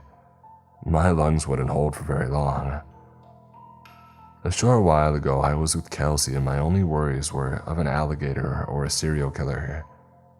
But now the bayou reached out to take my life, and there was nothing that I could do about it. My arms were pinned from the countless hands. I couldn't even try to struggle to the surface or grab my handgun as a blunt object to attack the cold hands. Regret flashed through my mind. Lungs about to burst, my brain went through everything anew, trying to find a way out of this impossible situation. Just as my time ran out, the hands let go to scatter back into the dark. Someone else took a hold to save a scared novice officer from nearly dying. Coughing and sputtering out of the grimy water, the ordeal left it impossible to see my savior for a few minutes. Yes, I was thankful to be alive but confused over what the heck had happened. "Turner, you alright? What the heck, man?" Kelsey's voice cut through the panic of nearly dying. He dragged me to better ground as I coughed up the rest of the water that I had nearly swallowed. Rubbing my eyes clear, I looked over the scene. He stood looking as panicked as I felt. My gear ruined, but he was already on a working radio calling for backup. "What?" I started, voice too hoarse to speak. "We were just walking along and you got pulled under. Did a gator, Christ on a stick. When did that body get there?" Kelsey's attention was directed towards the dead man floating near where he had saved me. Neither of us spoke until the other teams arrived, thinking that it was an alligator attack and not a body retrieval. The entire discovery was impossible to explain, so we both just went with whatever questions that were asked, giving the only answers that we could. My boot was missing and my pants were torn, so it was assumed an alligator did grab me to pull me under. The vague answers sounded as if I was in shock over nearly losing my leg in my life. The killer was found and his last victim was also recovered by a different, more experienced search team. After his body was found, enough evidence came to light proving that he was the killer and the case was closed. His official cause of death was an animal attack. The resolution felt a little bitter, however, that man was no longer able to harm another person. Waiting to the next Tuesday was agony. At first, I thought the strange events and meeting catfish in the bayou was a false memory formed near the drowning. But it felt too real to dismiss until I saw catfish again, and I'd asked him some questions. He was late and I didn't think he was going to show. For a while I worried his entire existence was false. Sitting in the hot sun sipping on an iced tea, I waited until my lunch break was nearly up. Finally, Catfish sat on the other side of the table, a kind smile on his face. "I'm guessing you have questions," he started. "A few. I don't really know where to start. I guess, are you human?" "Nope." The reply came with no hesitation. "I'm just a catfish." Now that I was looking at him more, he did have fish traits that I was kicking myself mentally for not noticing before. His oversized sweater sleeves looking like fins, his messy hair poking out on both sides of his head, almost like whiskers, and his freckles these same kind of spots a catfish skin may have. His smile now looked more like a fish than a frog the more that I looked. He even wore fishing line and lures. I mean, how obvious could he be? "Just a catfish," I repeated, looking the boy over. "Normally humans can't see me. You have really good eyesight, and because you're interacting with me in my human form, others can see me as well. But the issue is your sight was too good. You accidentally got on the other side of the bayou where I live, and the other things hunt. If I didn't drag you back to your side, then you would have been taken by the same ones that killed that man. I'm not the type to really stick my nose in business like that, but you bought me food and I did owe you one." Sitting back, his answers played through my mind. It explained why Catfish didn't bring any crawdads this time. We were even. I mean, heck, I owed him now. In a way, Catfish only gave a vague description of what happened and what he was, but it was good enough for me. I didn't want to know about supernatural things happening deep into the swamp, but if I stayed at the department, I may need to go back into the bayou again. Moving and finding a new job sounded like such a hassle when there was a better option. "If I buy you lunches, would you be able to keep me from going out of your side of the bayou if I need to search it again for work?" I asked, hopeful. Catfish made a show of humming over the idea. When the smells of the fish shack drifted over on the wind, he broke down, unable to keep up his act. With a sheepish smile, he gave a small nod. "If you make it Tuesdays and Fridays, I can make sure that you don't slip up again." Reaching out my hand, we shook on it. My wallet may take a hit, but it was better than uprooting my life or dying in the swamp. And plus, Catfish was a nice kid. In the very least, he deserved a good meal twice a week. I was still adjusting to a move across the country and a new job. In the past few months, I'd made a habit of buying lunch for a boy named Catfish. Before I met him, I didn't believe in supernatural things, but after a trip into the bayou, I was forced to see that there was something beyond natural in the world. Somehow, that fact didn't shake my view on life. I carried on like normal. As long as I stayed away from those supernatural threats, I would be safe. At least that's what I assumed. 2 days a week, I spent my lunch break with Catfish, who was, well, a catfish. He appeared human, but I knew that he was something else. Maybe not just a fish, but something much more dangerous. Because I bought him food, we became friends. He promised to protect me if I did slip up and come across something unnatural threatening my life. He was such a powerful thing in a small body. I never needed to worry about losing a fight. Again, that's what I thought. On my lunch break, I was at our usual spot. Catfish hadn't shown up yet, and I was worried about it. He never missed out on getting free food.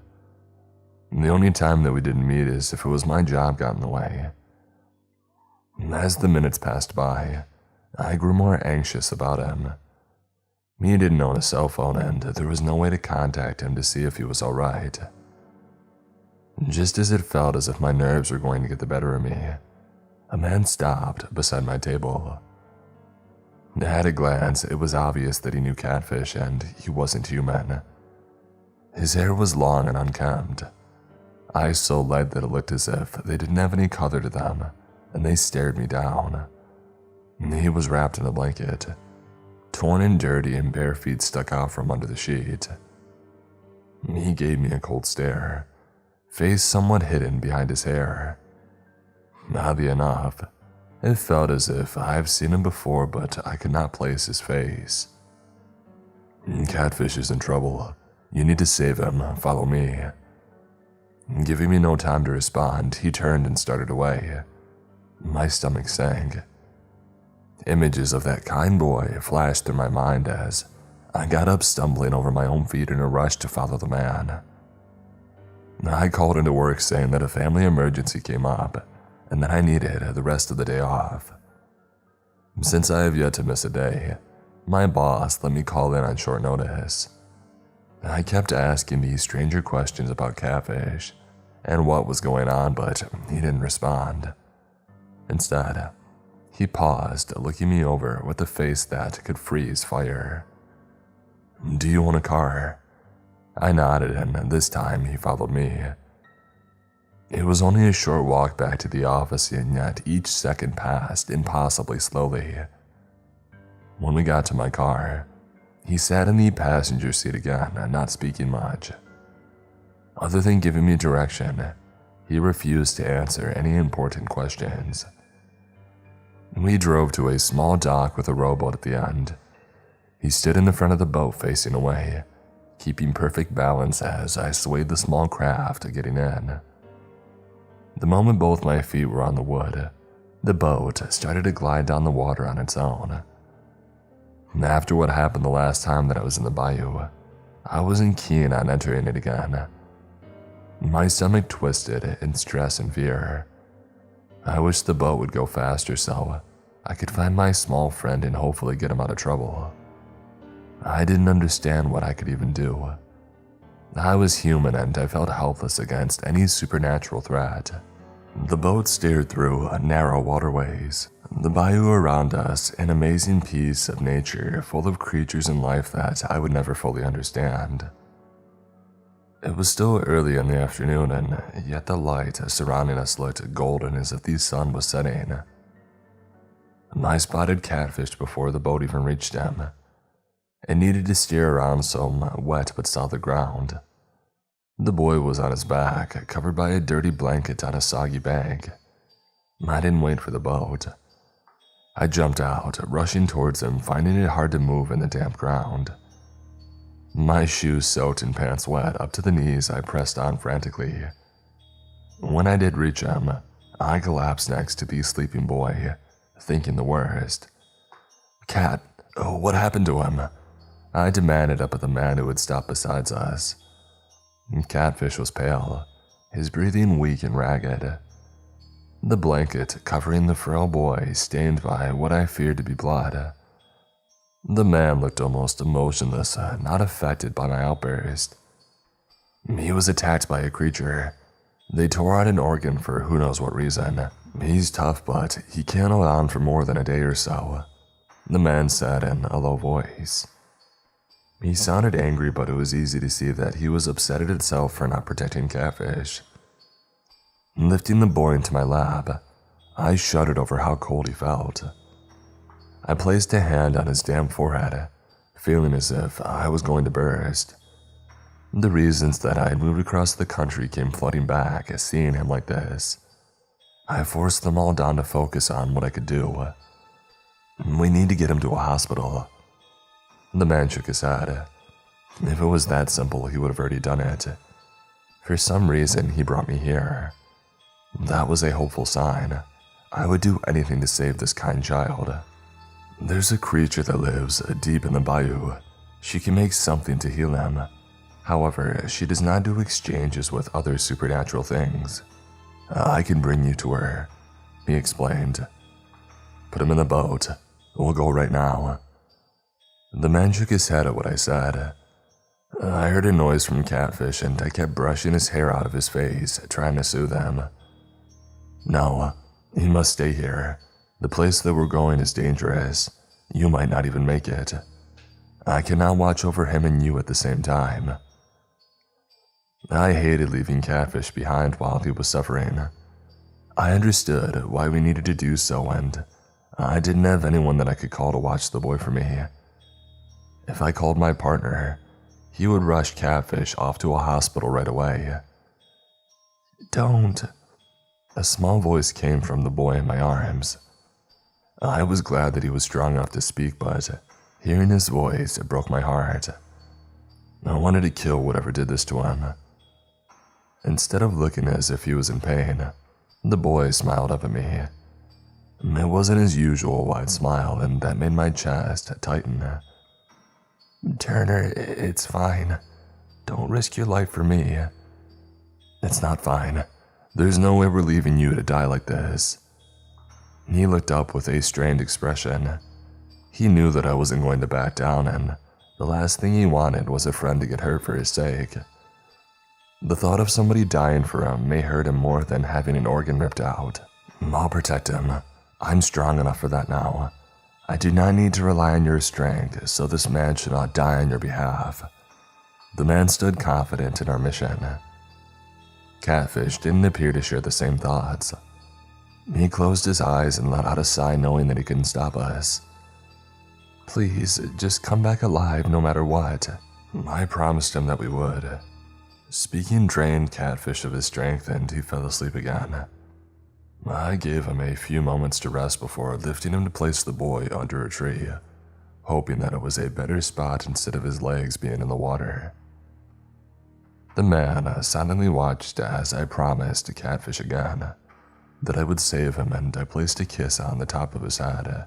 I was facing an entire bayou of supernatural creatures far beyond my power and understanding. I barely knew anything about this area because I had recently moved from a colder part of the country. This trip would truly be venturing into the unknown. I turned to face the mystery man, ready to press forward, and not wanting to waste any more time. He gave me a nod and led me back to the boat. I could do nothing but sit as we started to go further and deeper into the bayou and into a swamp. As we drifted along, it got darker and darker. The man took a thick stick from the bottom of the boat, and he wrapped some fabric around the end to make a torch. After he lit it, he stood at the front of the boat again, the fire lighting our way. Due to the darkness, it was impossible to see past the firelight. I heard things chattering off in the dark and splashes of water around us. My handgun at my hip. I felt jumpy, ready to draw it. A gun might not be much against the monsters in this place, but it was better than nothing.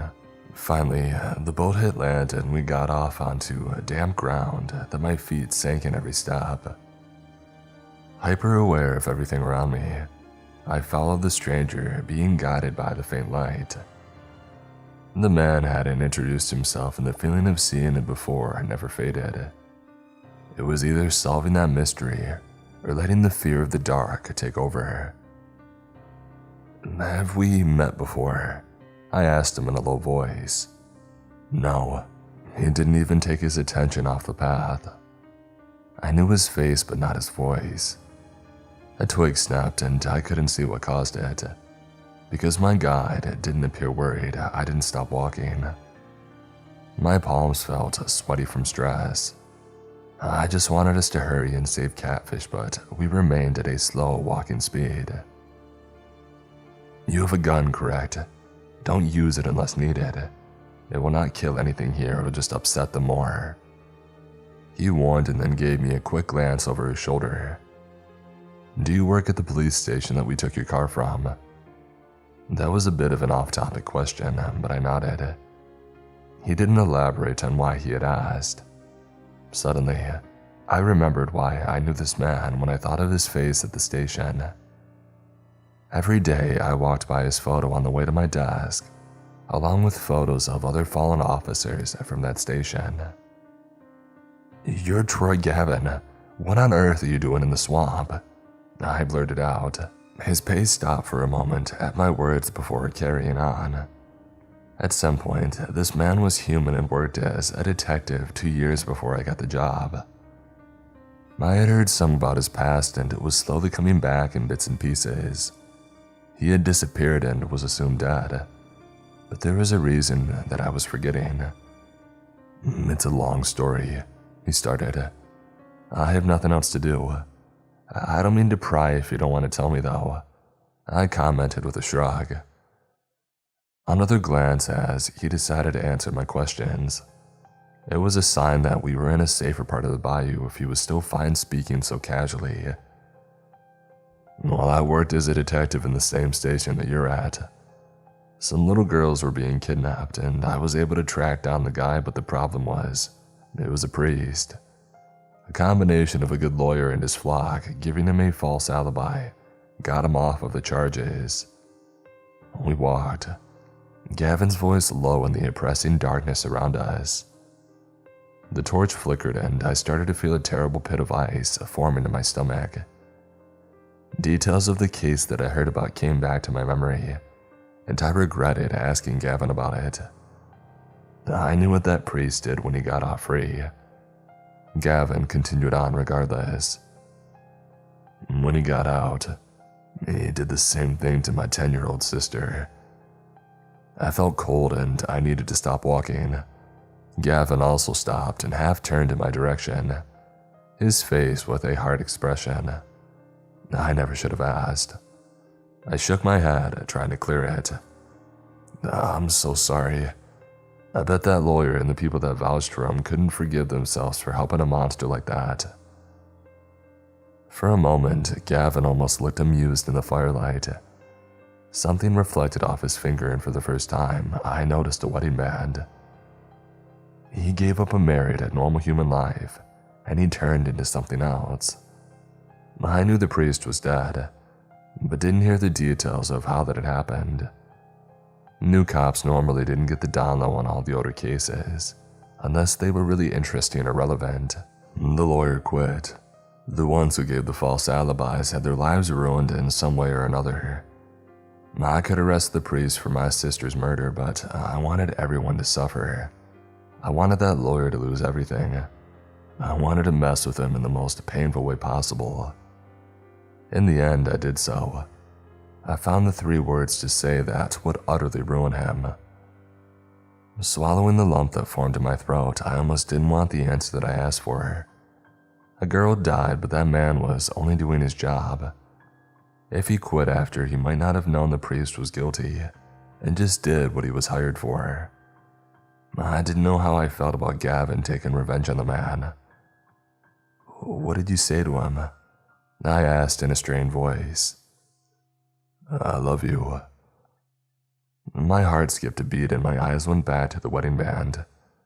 The man did the cruelest thing he could think of by marrying the lawyer who felt responsible for his little sister's murder.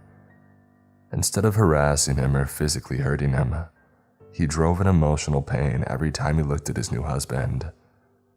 I couldn't imagine being so heartless to do such a thing. When I didn't respond, Gavin turned to carry on. "I belong here. I was already a monster before Catfish showed me how to turn into one." His voice was low and we started walking again.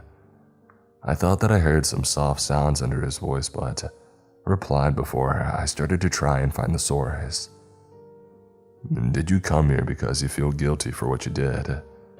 I asked, unable to keep the question unspoken. Suddenly, sound erupted from behind.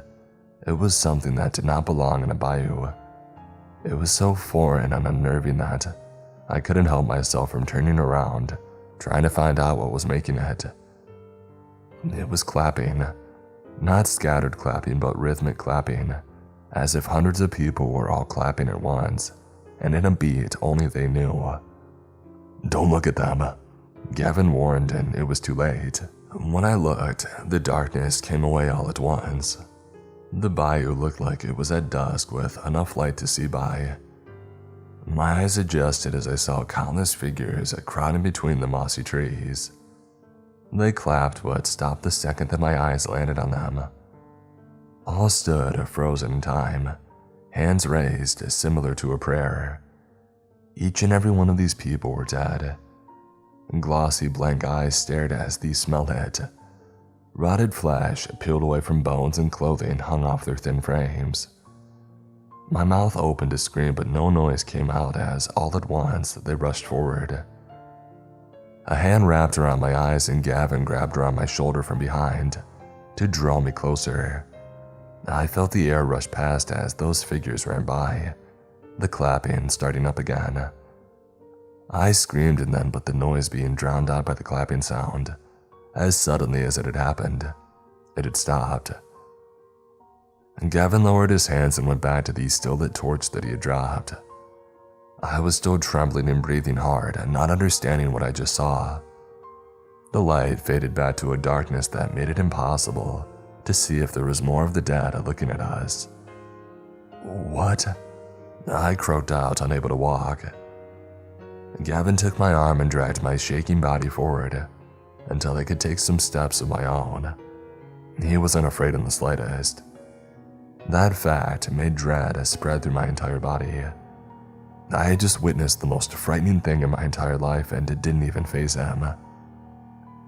"That was just the tide. Don't worry about it. Unless you pay attention to them, you won't get swept up in it," he explained. "That, a tide, this place. Could I ever understand anything about it?" I asked. He paused and shook his head. He could tell me everything about this side of the bayou where he and Catfish lived, but I was a human.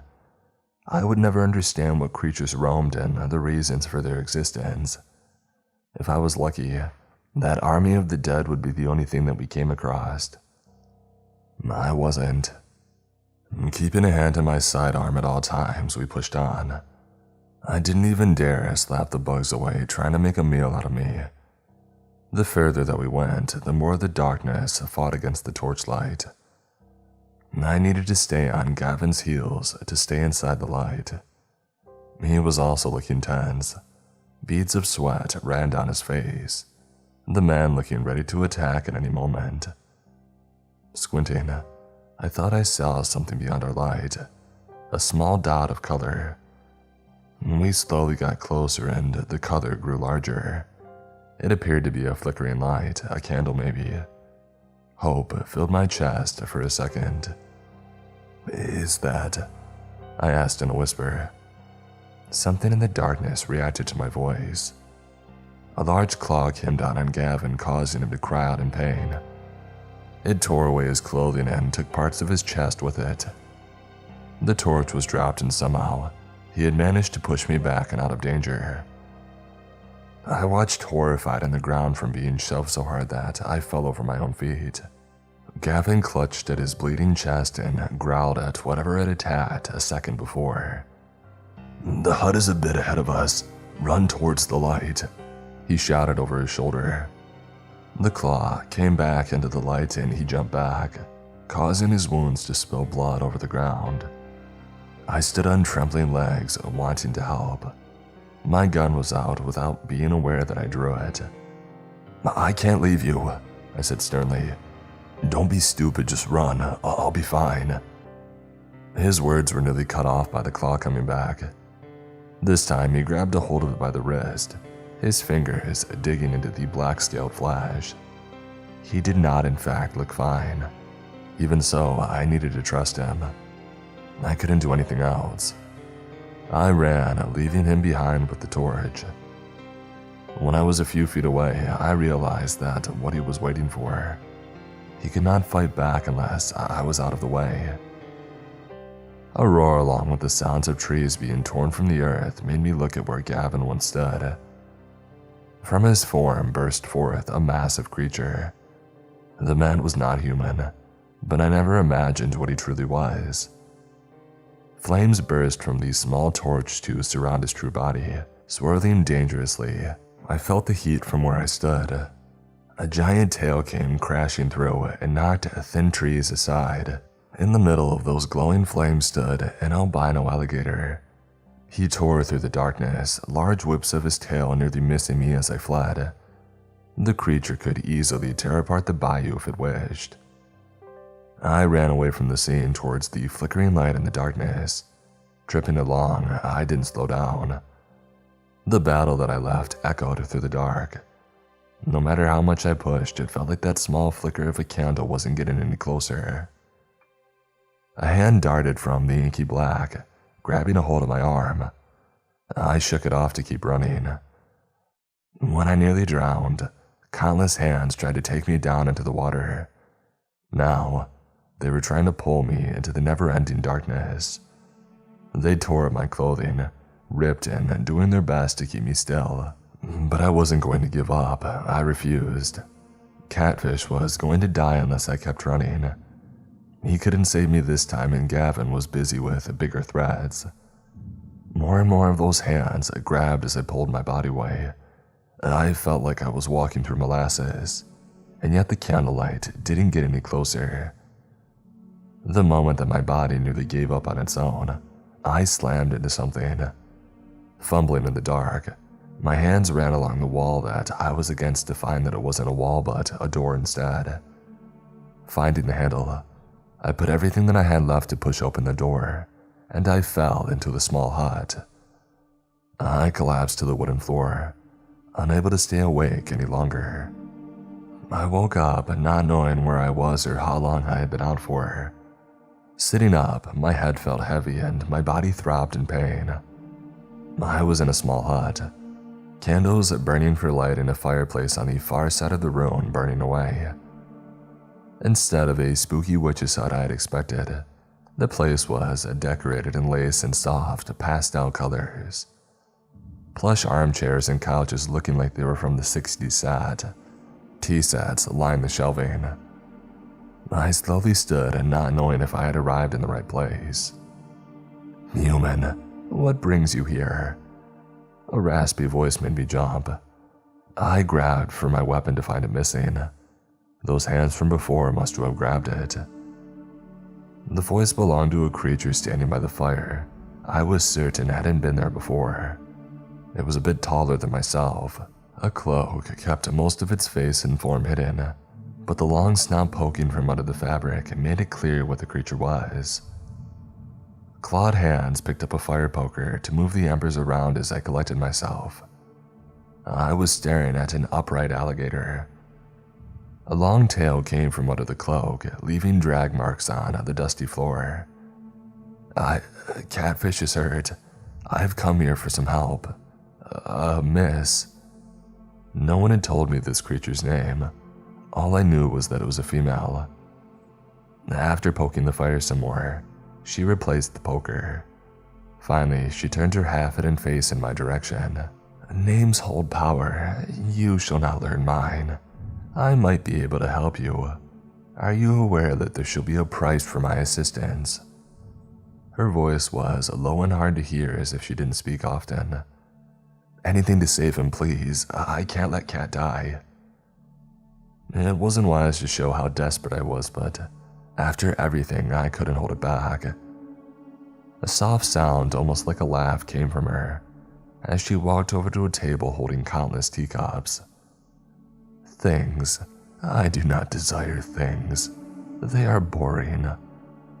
With those words, she dropped the teacup, letting it shatter on the floor. But words, they are not. They hold power. They can amuse me. My price to save Catfish is simple. Answer my question. Why do you wish to save him? As she spoke, she walked over until her snout almost touched my face. I felt myself start to sweat from the stress. What did she mean?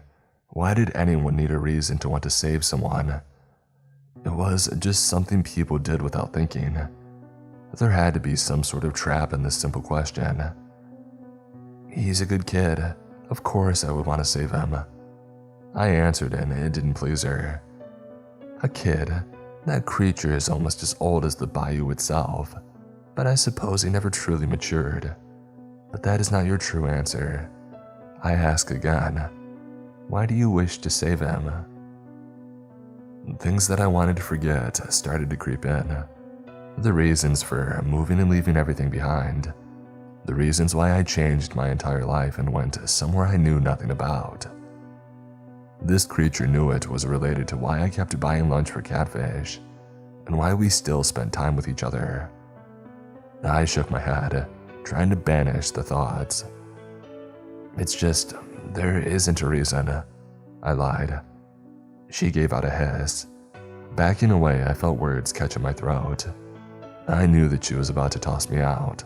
Unless I said the truth, Catfish wouldn't be saved, and yet admitting my shame was harder than fighting through the bayou.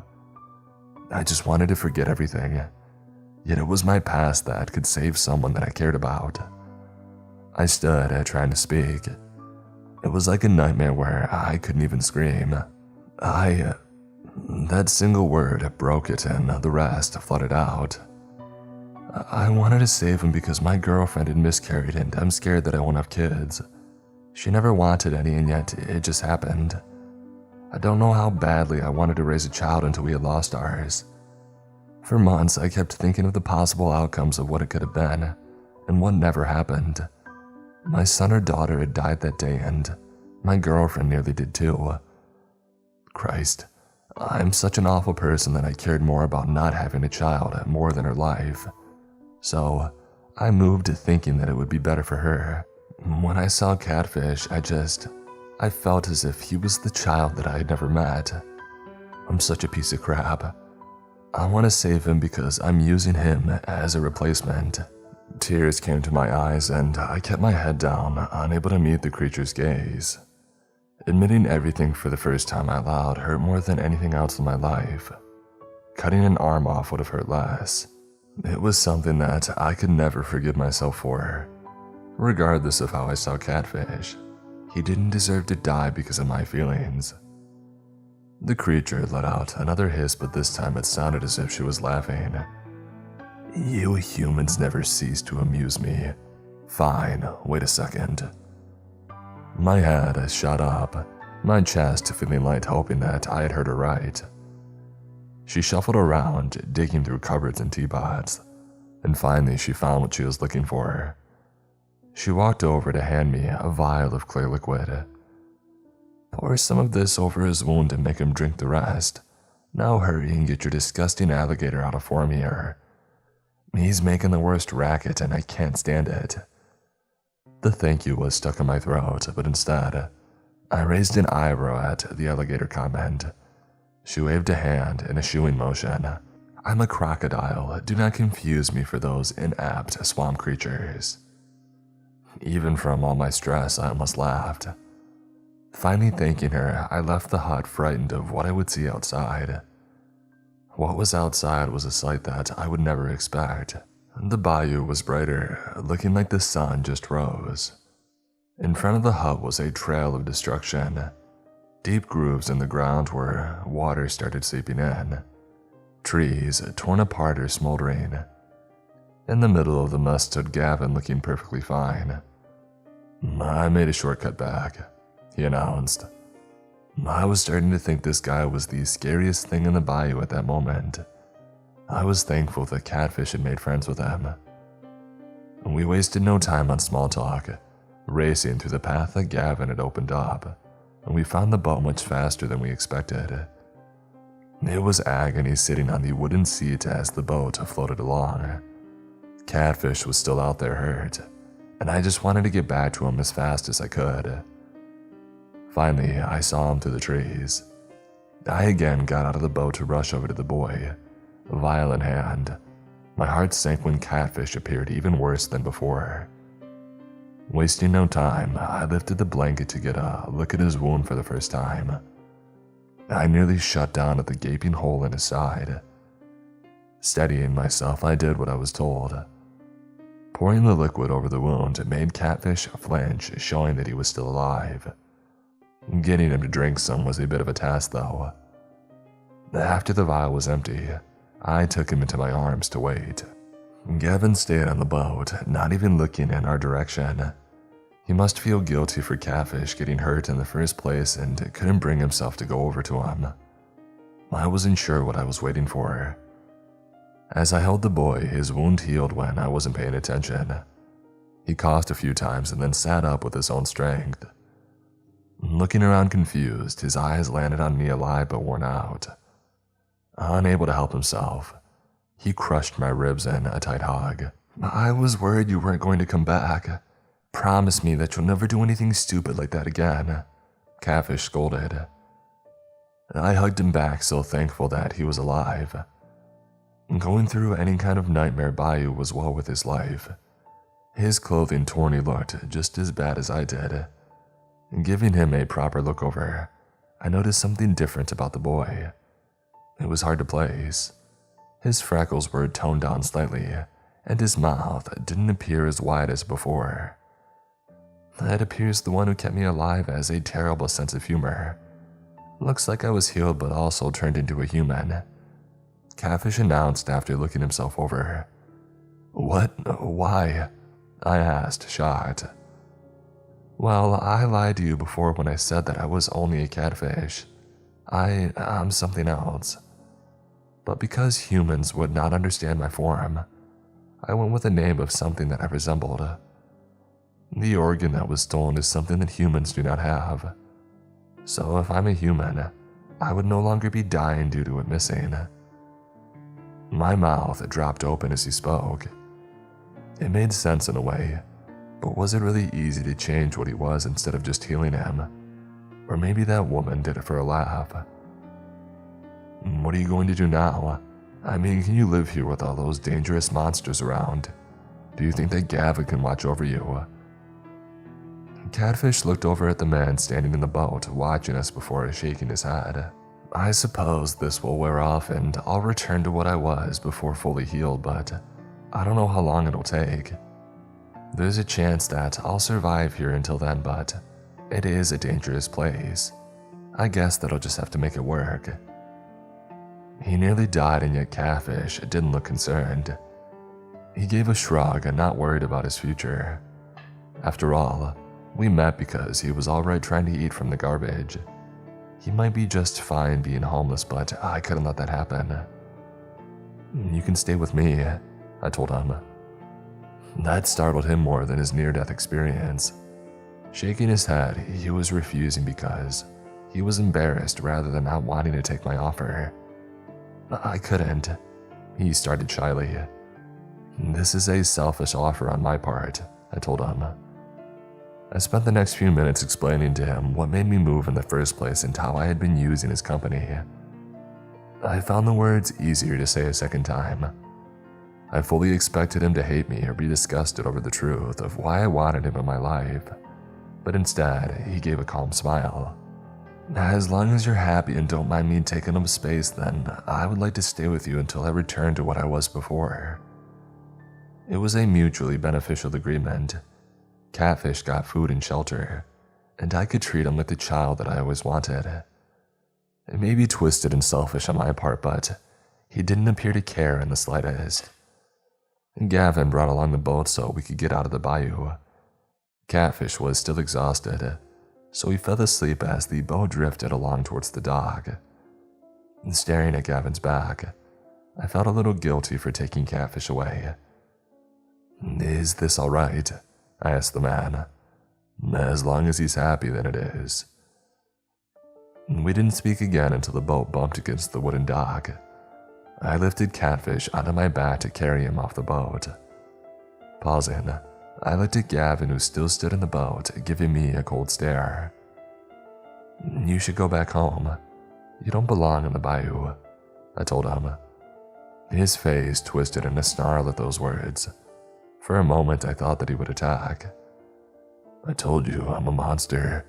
I do belong here, he hissed in rage. "You kept the wedding ring," I replied in a soft tone. His face fell and then he turned it away, looking distraught over the fact. He couldn't hide the fact that he loved the man that he had married. The relationship may have started out as revenge, but it turned into something more than that. I wondered if his partner was hurting more now that he left. I walked back to the front of the boat and it started to drift away from the dock. "I'll think about it," Gavin said finally before he got too far away. I watched until he was out of sight before turning away to bring Catfish home. In the days after that event, I told my boss that my nephew had arrived and I was taking care of him for a while. And Catfish would drop by the station to bring me lunch on days that we didn't go out. Everybody loved him. I wanted to put him in school, but because he didn't have any kind of paperwork, that was impossible. So instead, we started on worksheets found online as homework. Neither of us knew how long he would remain a human for. It could be a year and it could be longer. Until he returned to the bayou, I was glad to let him stay. A few months after taking in Catfish, I walked into work and noticed something different. A small change that made me smile. Troy Gavin's photo was taken down from the fallen officer wall. He might not have returned home, but at least people now knew that he was still alive. It was a small step and I was proud of him.